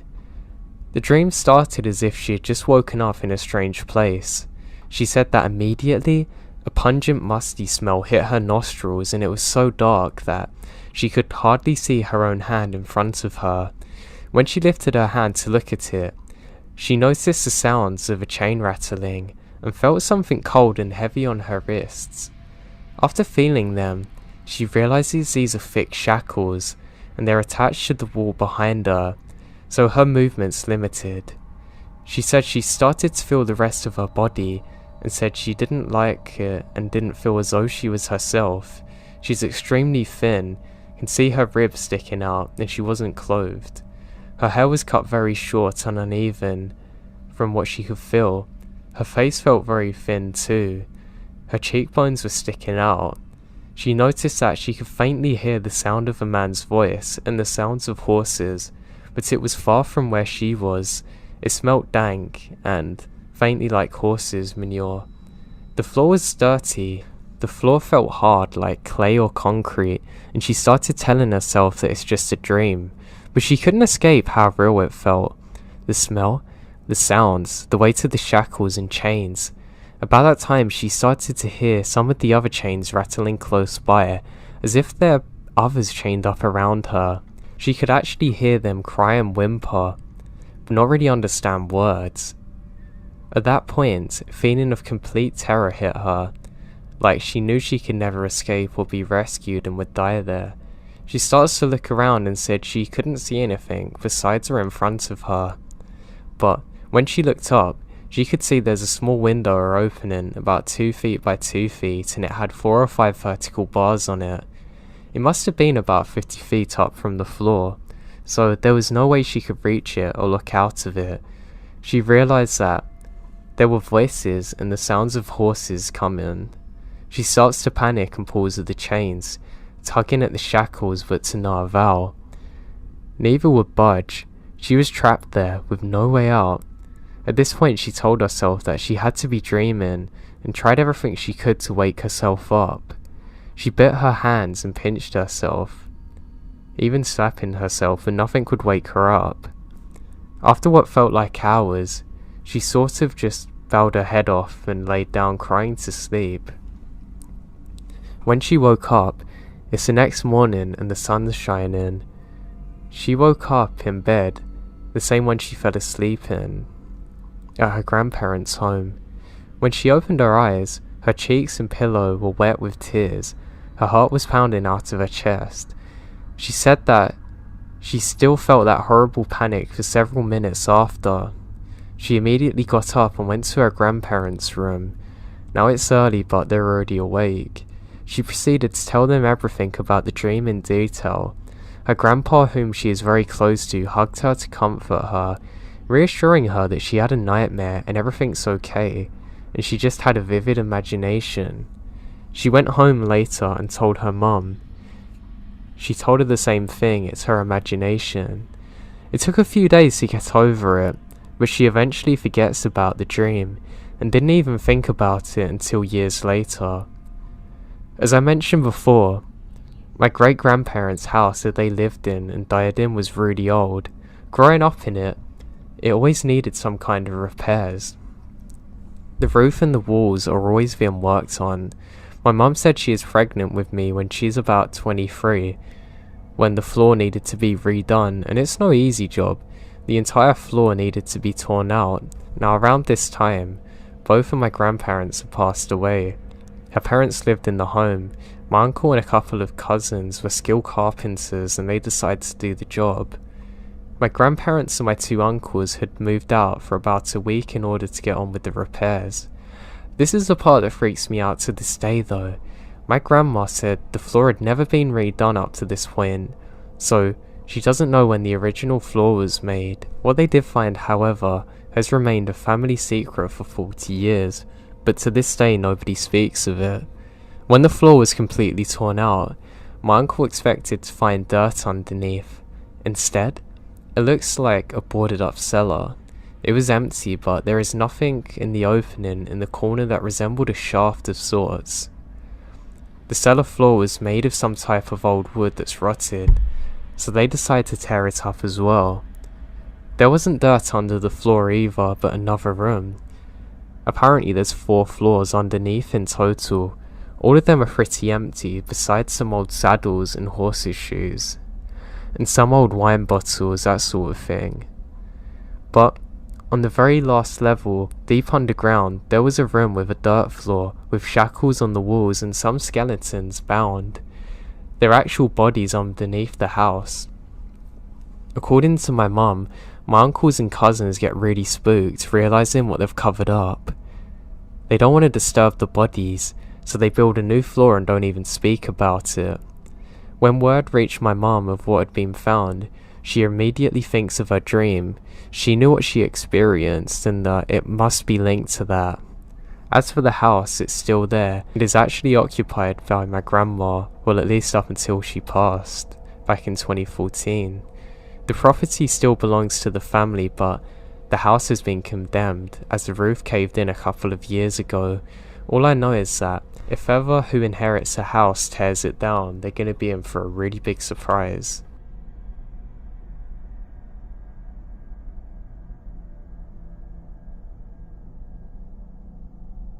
My wife posted snippets of this story, but I'll explain it all. I lived in a small KY town throughout the middle of high school. That's as specific as I'll go. In this town, there was a large cemetery with a house on its land, and of course, my large family decided this is a perfect place. For reference, imagine a perfectly rectangled area. The entire right 2/3 are graves, maybe even more after that. The left third is condemned into a garage, with graves behind it and to the sides of it. In front of this garage is my house. An old house. This has been around for decades in terrible shape. It was cheap. Right away it's an unsettling home, with an added-on patio surrounded by windows that never felt empty day or night. This room had steps on the right that led to the basement, and the door in the front led to the main house. The entire house was freaky, and everyone often felt watched or followed. This actually happened all the time. Now to the basement, aka my living area. It was largely unfinished, just concrete all throughout. 1/3 of it are actually under the stairs, and there's a laundry/shower room. This was just a slab of concrete and a spray head, so let's just say it's horrid. There was a large main room where the patio steps connect to, allowing 2 entries and exits into the basement. It's important to know that in 3 years, the patio basement door was only used several times, usually by me sneaking out or something.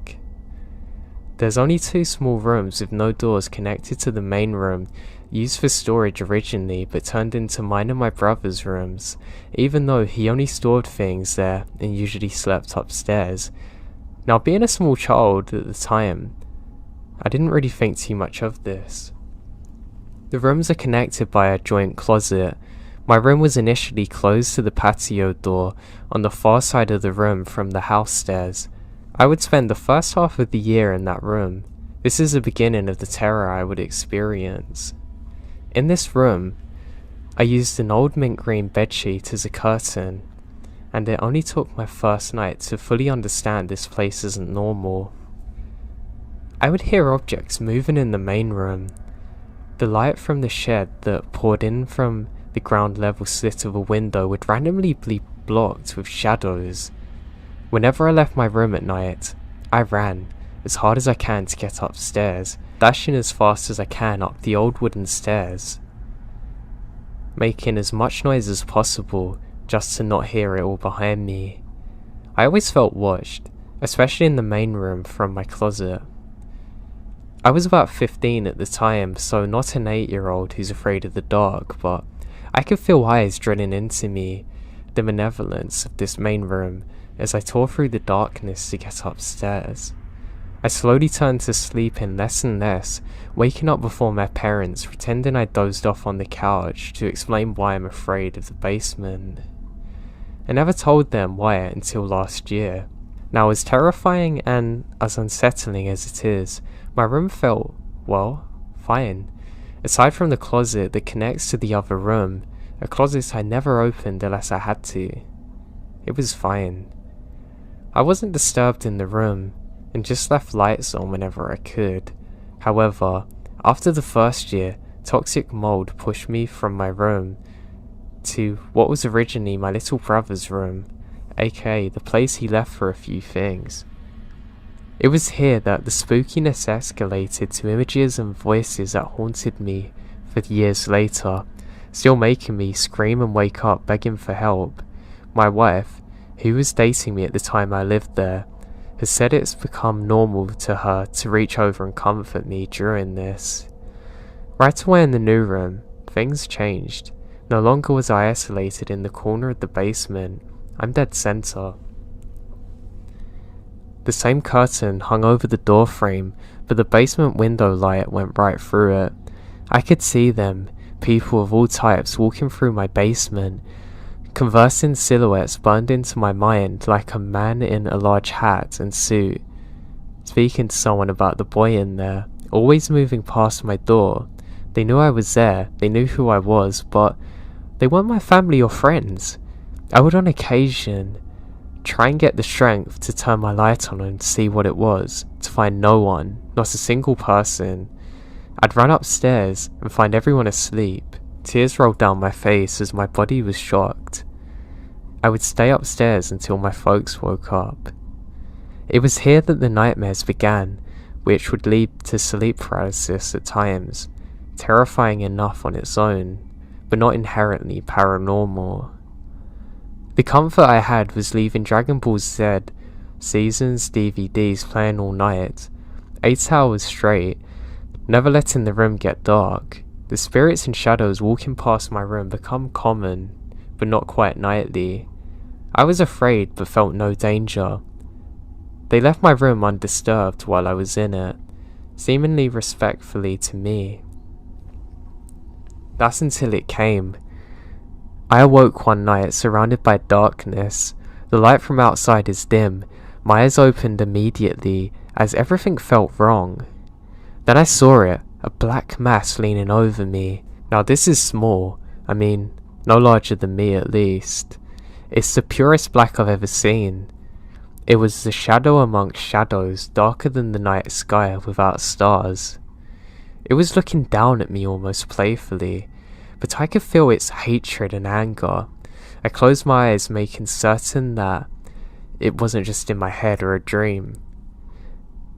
Now, my heart stopped for a moment. I can still see its eye, all these years later, piercing me. I had to make it leave. Nothing had violated my space before. I closed my eyes as tight as possible and jumped through it, slam on my light without skipping a beat, turning on the TV that I had, slamming on Dragon Ball Z as quick as I possibly can. My body shaking as I curled into a ball, and just cried in the main room for several hours before the sun come up. This was the only time this creature made its presence known to me, but it still haunts me. I could feel that cold envelop me from time to time downstairs. The entire house was haunted. Objects would fall on their own and you'd hear footsteps constantly, but the base was my hell. Later last year, I told my siblings and parents what happened and asked if they felt something similar. Their stories weren't as graphic or as terrifying as mine, but they all experienced things in the basement. It's why my brother never slept there. My little sister wouldn't even go down there at all. 2 years later, the house was condemned, and I visited the now filled foundation where my room was. It was then that I really understood how I spent years sleeping on the same level, the exact same level as the bodies, surrounded on all sides, that I could feel this creature leaving the ground. It was terrifying me. I was glad it just wasn't watching me anymore. My wife was convinced for years that it attached itself to me, but that's for another day. I'm just glad it's gone now.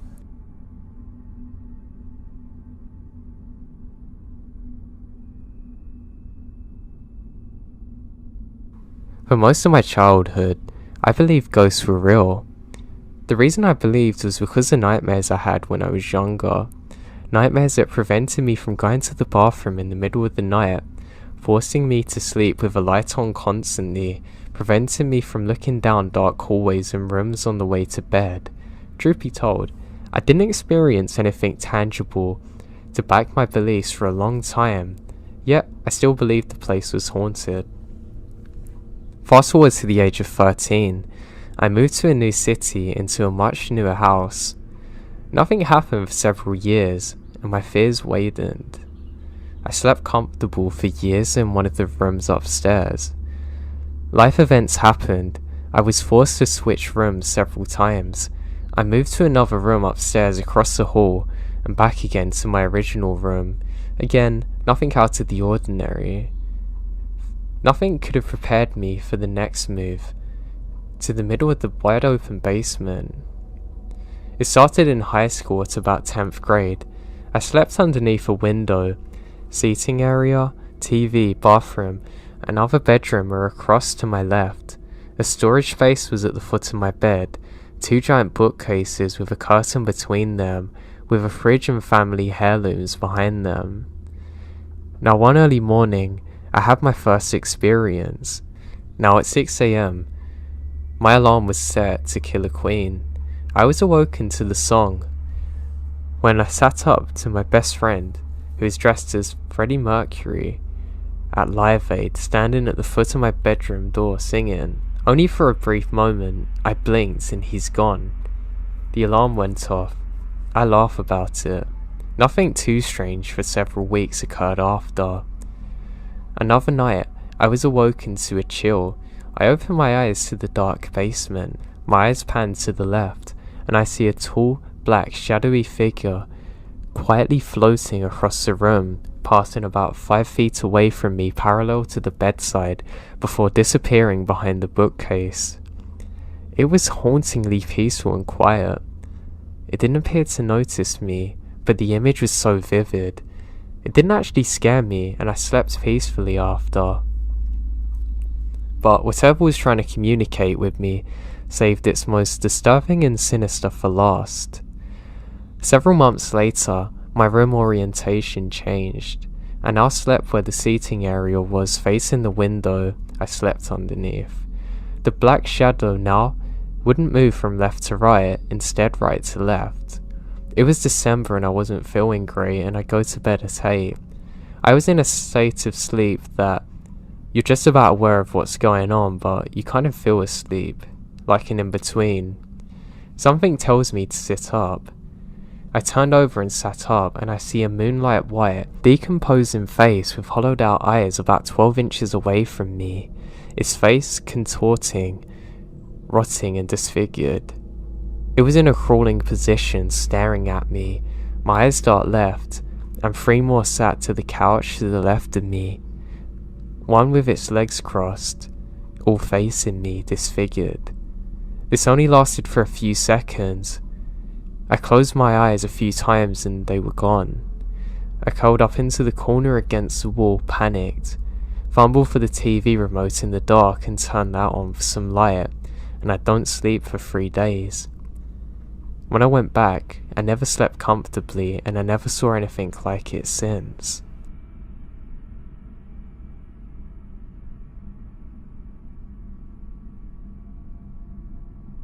The weirdest thing that ever happened to me in my life was a week ago, and caused me to move out of the house I was renting.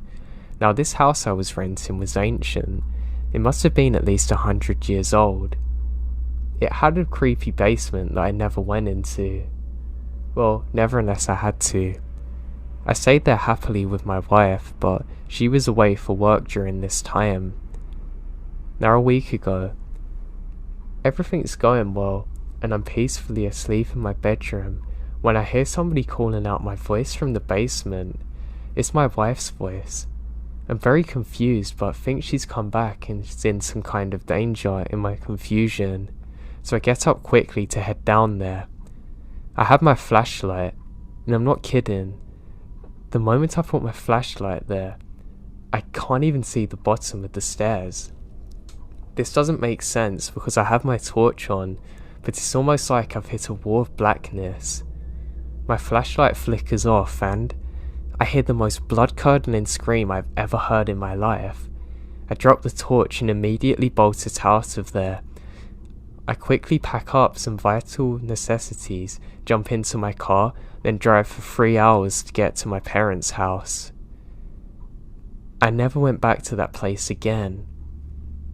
Later in that same day, I get a phone call off of my neighbour asking if I was okay because she heard a blood-curdling scream coming from my house and could see a figure at the very top in the attic.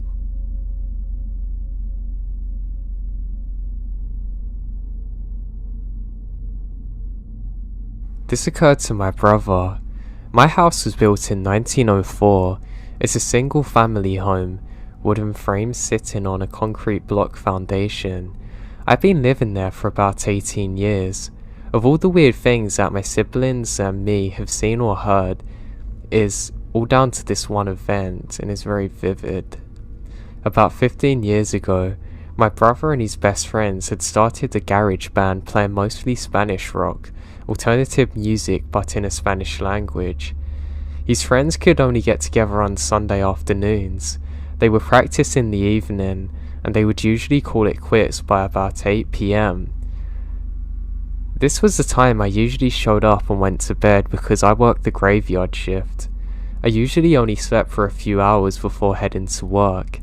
This event happened in late fall, so the days were getting shorter. They had just finished a long session when deciding to head to someone else's house came about. My brother headed to his car keys and gives them to his buddy so they can load up all their equipment. Everyone filed out of the basement.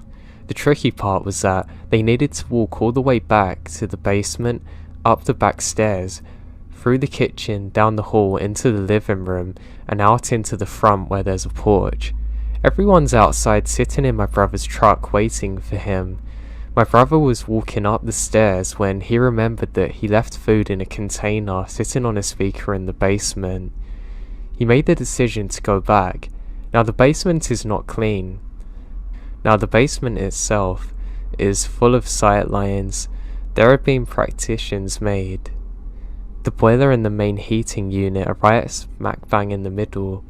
So after my brother walks back, he's about to retrieve his food container when out of the corner of his eye, he sees it. A shadowy figure right at his peripheral vision. The feeling of dread and uneasiness washes over my brother. We had been taught that if you're in the presence of a spirit or a ghost or you get a bad vibe, to very quickly pray or cuss at it. My brother chose the latter and basically swore at it. My brother turns around, not glancing in the dark corner. He starts to walk back towards the basement and briskly up the stairs, closing doors and turning off lights as he was walking out. The last light switch is on the opposite side of the front door. Now luckily the door was open and the light from the street lamp was flooding in the living room with its amber glow. My brother said he felt something at his back just as he walked out the house, but at no point did he want to turn around as he flickered the last switch in the living room and it goes dark. As he stepped out, he pulled onto the door, closing it behind him. He's still holding his canned food container in one hand. He jogged down the few porch steps, walks towards the front gate. Our house resides far from the main street, essentially having a large front yard but no back garden. As he gets close to the gap between himself and his friend, he kind of smiled as he thought everything was over, and he's annoyed that he's scared of nothing, thinking it's in his head. He then climbed into the driver's side of the truck, putting on his seatbelt and getting ready to pull out of the parking spot directly in front of the house when one of his friends says, "Hey, wait, what about your brother? Isn't he coming in with us?" My brother answers, "What do you mean?" He went to work earlier in the night. He's already gone. Do you not see his car? They all stared at him with disbelief, saying, "Then who is walking behind you then?"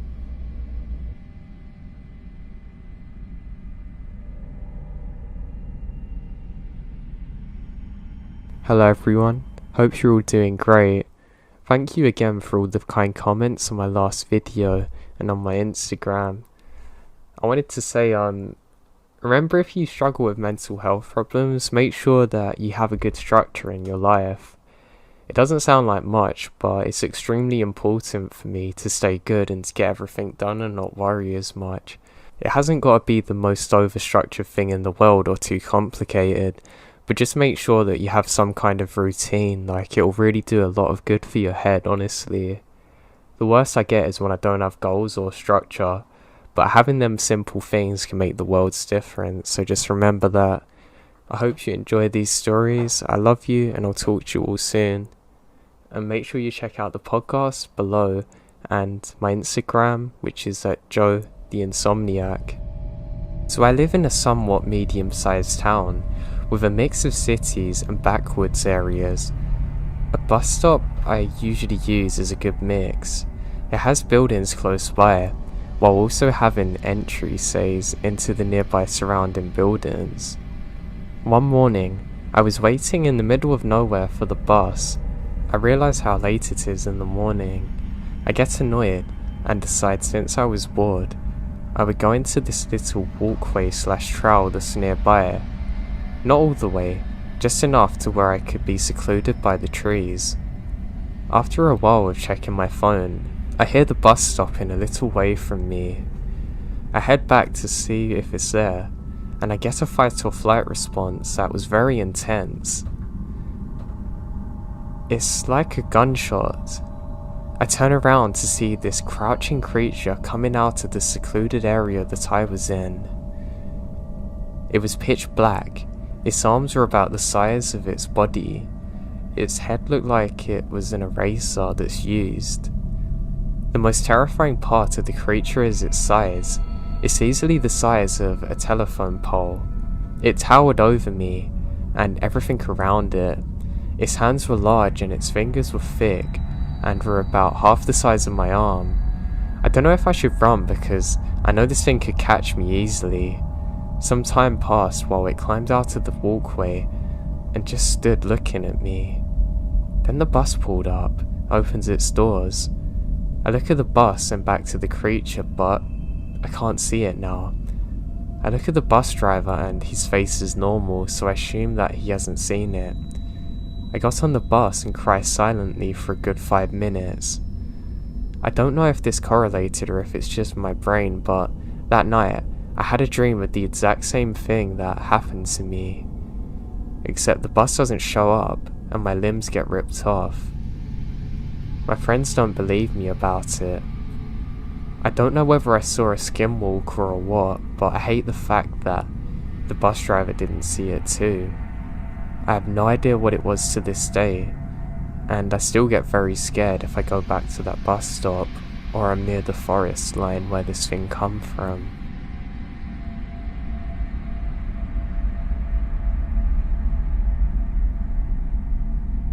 I was camping in the middle of nowhere in Washington near Mount Rainier. Like, not an official campground, just way out in the forest where I wouldn't have expected another human for miles. One night, I wake up and hear something. I open my tent and there's a guy sitting by where I am with my fire and right beside the tent. Nothing in particular is noteworthy about the situation now or the guy. It's just a regular guy sitting outside where I am, a couple of feet away from my tent. But he's got no pack or anything with him, just a guy there. He saw me open the tent. His eyes got huge, like he just saw a ghost, and he took off. It shook me up pretty badly, but over the next day, I managed to put it out of my mind fairly well after writing it off as just some odd occurrence, and somebody probably off his head or something. And maybe it's a coincidence he's near me and he got lost going back to his campsite. Then, 2 days after that, and 10 to 15 miles away in totally random directions that nobody could take the same path as on accident. I was sitting by the fire that night and started hearing noises that got more and more convincing that a person's there. I call out to them, and out of the darkness someone was like, "Do you know how to get the bell crown?" I said no. I didn't even think it was a real thing. They kept talking just out of my line of vision. I tried to see them with my flashlight, but they yelled, "Aim that away," and that kind of spooks me. After like 15 minutes of being very freaked out, and them talking and asking completely random questions from the darkness, it sounded like the voice had gotten closer, so I shined my light again, and it was the same dude who'd been outside the night before. He had to have followed me for almost 15 miles in 2 days. This means it's not an accident. No way, it's impossible. And as soon as my light hits him, he takes off again. I start to chase him, but didn't want to get lost in the wilderness in the darkness, so stopped quickly after probably 100 or 200 feet. This one couldn't be written off now, because the only way he could have been in both places is specifically if he was following. I decided the trip was very, very unsettling and hike back over the next 3 days, constantly doubling back, trying to throw off anybody from following me. I occasionally hide and see if anyone's there. I really can't describe how terrifying it was to feel like I'm being hunted through the woods, and to actually have to brainstorm on things I could do best to avoid potentially being murdered on. On the first night of hiking out, twice I heard what sounded like a person walk in circles outside my tent, but by the time I mustered the courage to look, no one's there. On the second night, I heard what I thought was an animal making noises in the distance, but slowly decided that it sounds more human. It could have been somebody pretending to be an animal though, but it really sounded like a person making howling noises. I almost cried when I finally got back to the car, because the feeling of relief was so strong. To this day, I have literally no idea who this person is or why they were following me, and I don't understand how they were surviving fine without any backpack or tent. That's what scares me the most. They must have been out there for a while. I hate to think what would have happened if I fell asleep with them around.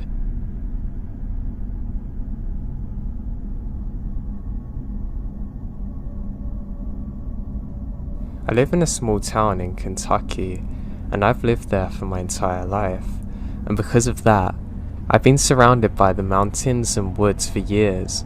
My house is currently nestled into the woods in the middle of nowhere, and thus, outdoor activities has taken up a massive chunk of my life, especially in the summer and fall. I'm in the woods almost daily, hiking to the creeks to fish or meadows to hunt. I know the woods and trails around my home like the back of my hand. That said, there is definitely something that calls to you while you're out in the woods, especially when you're alone, and I've just realised now that, after stumbling upon these subs, that it's something I probably shouldn't have brushed off, but it's hard to ignore. My parents began allowing me to hike alone when I was around 13, but I didn't get really into it until about 2 years later when I'm 15. Even then though, I wasn't allowed to go far and always had a walkie-talkie. Later at 17, I'm allowed to have a handgun with me, but that's neither here nor there. There's stories I can tell at that age too, but this one happened when I was 15. Before I get into it, I should mention that I have 2 dogs outside, Max a black lab and Bo a beagle. I've had both since I was young, and they're smart, always staying by my side when I'm in the woods. They always listen to me, until this day. I'm hiking a trail that runs up beyond my aunt's house, one that I'd hike in and out of during the day. Now I just get out to enjoy the woods there really. It was in October, so the weather was cool and hot. and I had been hiking for about an hour. The trail comes out on a spring that runs down from the top of this particular mountain. It hadn't rained that day, so the spring was mostly dry and covered in leaves. I remember looking up the mountains, which I'd never liked to hike to the top of before, but I had this strange call. It wasn't really a voice, but an urge that I can't ignore. Keep in mind that I'm a very timid person, and hiking unfamiliar trails on my own freaks me out to this day. But that day, all my fear had dissipated. I begin hiking higher and higher. My dogs are following. I don't even know how to describe the feeling that came over me, but I just remembered staring down at my feet and feeling at peace as I climbed. There's a moment when I stopped to look out at the houses below. I'd never been so high up. Remember, I felt amazed. I took a picture on my phone, and then I look around me for my dogs. Both had already run off and Max was following. I called out to them frantically to stop, but they don't listen. They disappear. At this point, looking down at the mountainside, I'm very afraid. Then I look back uphill, and it came over me again. I keep hiking. I can't stop. Eventually, I heard my walkie-talkie crackle. Everything was distorted, and I couldn't make out any words. I assume now I was just out of range to pick it up. But back then, it freaks me out. Whatever come over me had now stopped. My dogs were still gone. Panicked, I began running downhill. It's a wonder I don't get hurt. As I near the wide section of the spring near the bottom, my walkie-talkie picks back up, and I heard my dogs running downhill behind me. I gone home, and mostly forgotten about it. I just told myself that I'd been lost and to be more careful. Now fast forward many years to now. I still hike. I commented a short version of this before, but saying I'd add more, and there is more. So last year, I hike up to a cave behind my house. This is something that I've done a million times before, and then I started following a trail that I'd never fully explored, just out of curiosity. Bo was ahead of me as per usual, but when I call back to her, she comes. We hiked for the better part of 45 minutes, following a pretty simple trail, and then I figured out I'd better be heading back because it'd be getting dark soon. And yet I couldn't stop. I kept telling myself I'd go for a little bit further and a bit more. I remembered looking down at my feet, just like before, and listening to the silence of the woods around me, and feeling at peace. It felt so easy just to go deeper, and so difficult to turn around. Bo felt the call too, because even after that, I did break out of it and turn around. And then called her back, and she wouldn't stop. I had to catch up with her and physically turn her around and pet her before she'd come with me. Now these stories really worried me. What if I didn't stumble? What if my mum hadn't decided to contact me at that moment? How deep would I have hiked, and what would have waited for me in the depths? I don't know what's out there, but I do know this. The woods definitely called me.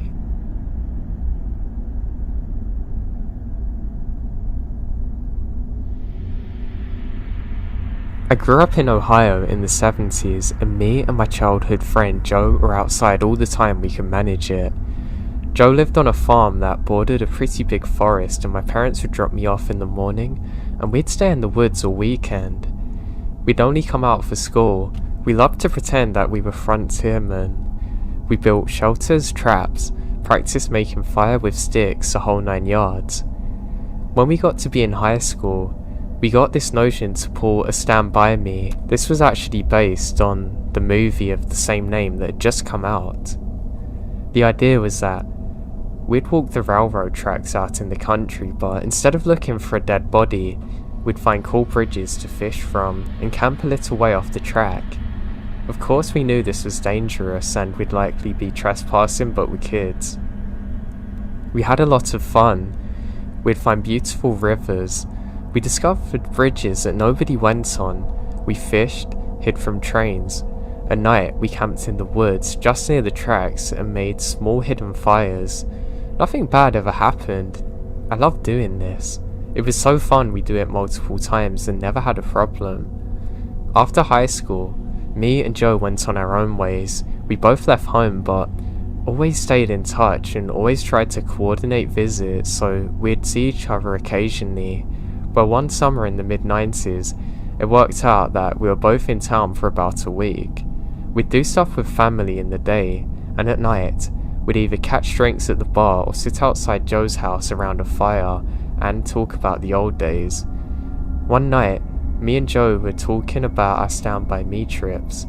Well, nostalgia and beer are a hell of a mix, so we decided to take a day, walk the rails, camp one night and walk home. The day came. We started out early morning.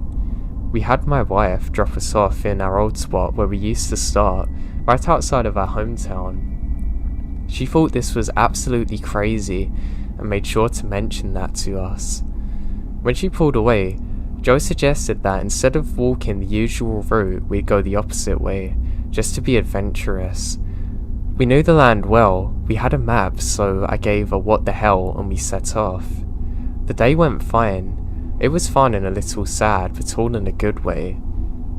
We found a bridge and sat on the edge, smoking, and then moved on. We had no fishing gear, but we brought some canned food and other stuff. Before the night set in, we picked a spot to camp in. It was a thick forested area, trees on every side of the track, so you felt like you're in a tunnel. We had brought the small hammocks to sleep on, but before we set them up, we decided to do a little scouting on the perimeter. Now, this is what we used to do in the old days too. We'd walk the area, go around a little, and make sure some dude's house wasn't just over the hill, and we're not just on their yard. We'd walk maybe 100 feet or so into the woods, up a small incline. We figured if we didn't see anything from the top of the short hill, we'd be okay. But when we got to the top, we saw an old building down at the bottom, about 100 yards into the woods, just barely visible. We pondered over what to do. We both assumed that it was a sugar shack or something, but there didn't appear to be a clear road into it. From where we were, there didn't look to be anyone in there either. All was quiet, no movement could be seen, no lights. We decided to walk a little closer just to make sure. We came down the hill very slowly. As we neared the building, we saw it wasn't a sugar shack at all, instead an old church. It looked like it had been abandoned for years. It was a squat, sagging building, and the wooden planks are almost black from years of moss and rot. A cross still stood on the top of the place, also weathered black. None of the windows had glass, and there were no doors, just open doorways. We got close enough to see inside. There were rows of pews and a build-up section in the front the preacher would stand on. We didn't go all the way in. We didn't want to. Beyond all that, there were no signs of anybody else. No footprints, no paths, no roads. It was an abandoned church. We left immediately and went back up the hill to our spot that we had picked to camp at. Having a hill between us, we felt a lot safer. But we're still on edge. We chalk it up to the natural creepiness seeing a church in the middle of the woods. Besides, at this point, it was dusk and we decided to rig up our hammocks and go to sleep and move on early morning. Night set in. As we lay in our hammocks, we start talking, and we begin to hear something in the direction of the church. Our conversation about it went a little like this. "You hear that? What the hell? It sounds like someone singing." And at this point, we both slid right out of our hammocks, hunkered down, starting to hear more. We listened for a minute or two, but it wasn't getting louder. Finally, we moved back up the hill to spy from where they are. We could still move very quietly in the woods from the old days. The moon was barely out, but provided enough light for us to walk there. We don't use flashlights because obviously we don't want to be seen. It's coming from the church and the singing's coming from inside. Joe and I put our heads close together and heard a conversation. It sounded like they were talking in tongues almost. The light looked to be candlelight from the way it flickers, and though we tried, we couldn't make out what was being sung exactly. It sounded like church music, but another version in another language. We sat and watched for a while, trying to see who was in there, but we only saw occasional shadows. We have no intention of getting closer either. We're about a football field length away now. The singing continued and then stopped. After that, a booming male voice began to chant. I was already freaked out, but this voice thoroughly scared the life out of me. It sounded like some Old Testament preacher you'd see in movies, but they were speaking a different language and we can't get a word of it. Eventually it got to where the male single voice would say something, then another lot would answer in song. This lasted for a while, then they all broke out into this long sustained wail that just kept getting louder, and it's so disturbing. At this point, I was getting ready to say, let's get out of there, but Joe says, hey, they're coming. And we get far enough away that we couldn't really make them out well, but what we could see was a line of people seemingly coming straight towards us, still singing. We book it down the hill to our campsite, grab our stuff and ran to the tracks. Once there, we ran down the tracks in the direction we come from. After a few minutes, we stopped and looked back. We saw lights coming down the hill. They were moving erratically, like whoever was holding them is shaking. We continued to run in spurts and walk as fast as we can, eventually seeing the lights and the end of the road. By our map, we knew a small town was about 15 minutes down it. As we walk there, we get to a 24-hour gas station and call my wife to get us. My wife and other friends all just think it's kids messing around, but we sure as hell know there weren't kids singing like that. We're not sure who those people were, but it's definitely the creepiest thing that's ever happened to me.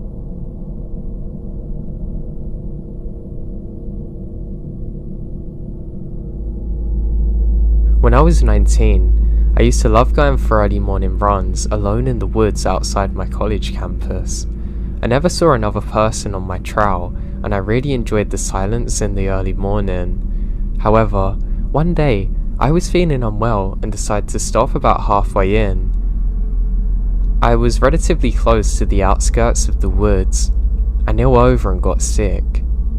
I then hear snapping and crunching behind me and turn and see a guy running right towards me in all black, seemingly out of nowhere.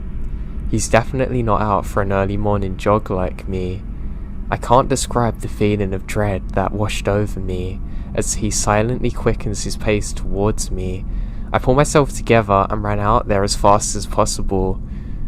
I ran my first and only 6-minute mile that day and never went to go in them woods again.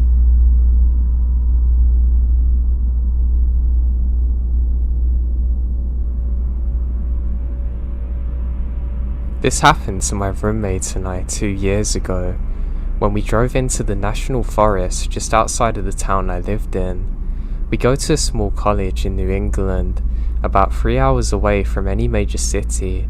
For context, this forest had quite a few urban legends surrounding it, and the local community, although they'd go there often, having a lot of superstitions about being safe there and what you need to do.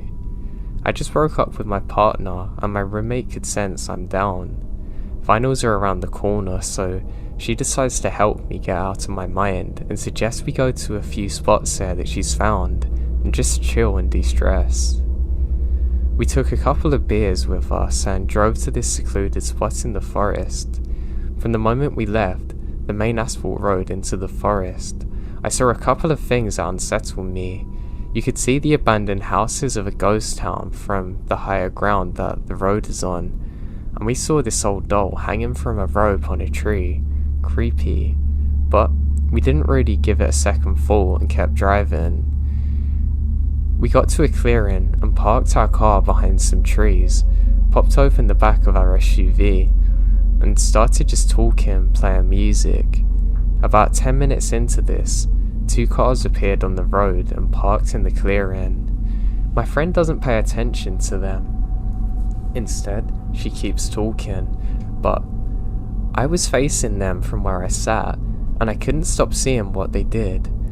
A guy popped out of the car, another does too, and they talk, and then I saw them take out a long object covering dark plastic bags from the back of the car. This is when I noticed one of them has a gun, not like a shotgun either. They then start lighting the bag on fire. I tell my friend to get down. She turned around and saw them for the first time, black smoke rising from the bags, and between them, trying to keep my head down and steal glances as I saw them take out another object. I heard them shoot at it before they set it on fire. I don't know how long my friend and I were laying there in silence, but definitely long enough to let the terror sink in. At this point, I look up and saw they're pointing at our car and they start walking into the woods, maybe trying to follow our tracks or find us. All I know is that right then, I told my friend jump into the driver's seat and we gotta make a run for it. I shut the back door between that and the car starting up. The guys hear this and actually start sprinting towards us. We went over a hill and drive as far as we can to try and get safe, then into the neighbouring town and roamed around for a while, just making sure we're not being followed. That day, we tried to make fun of the whole situation and got drunk, but started crying because we saw something we shouldn't have, and we were in grave danger.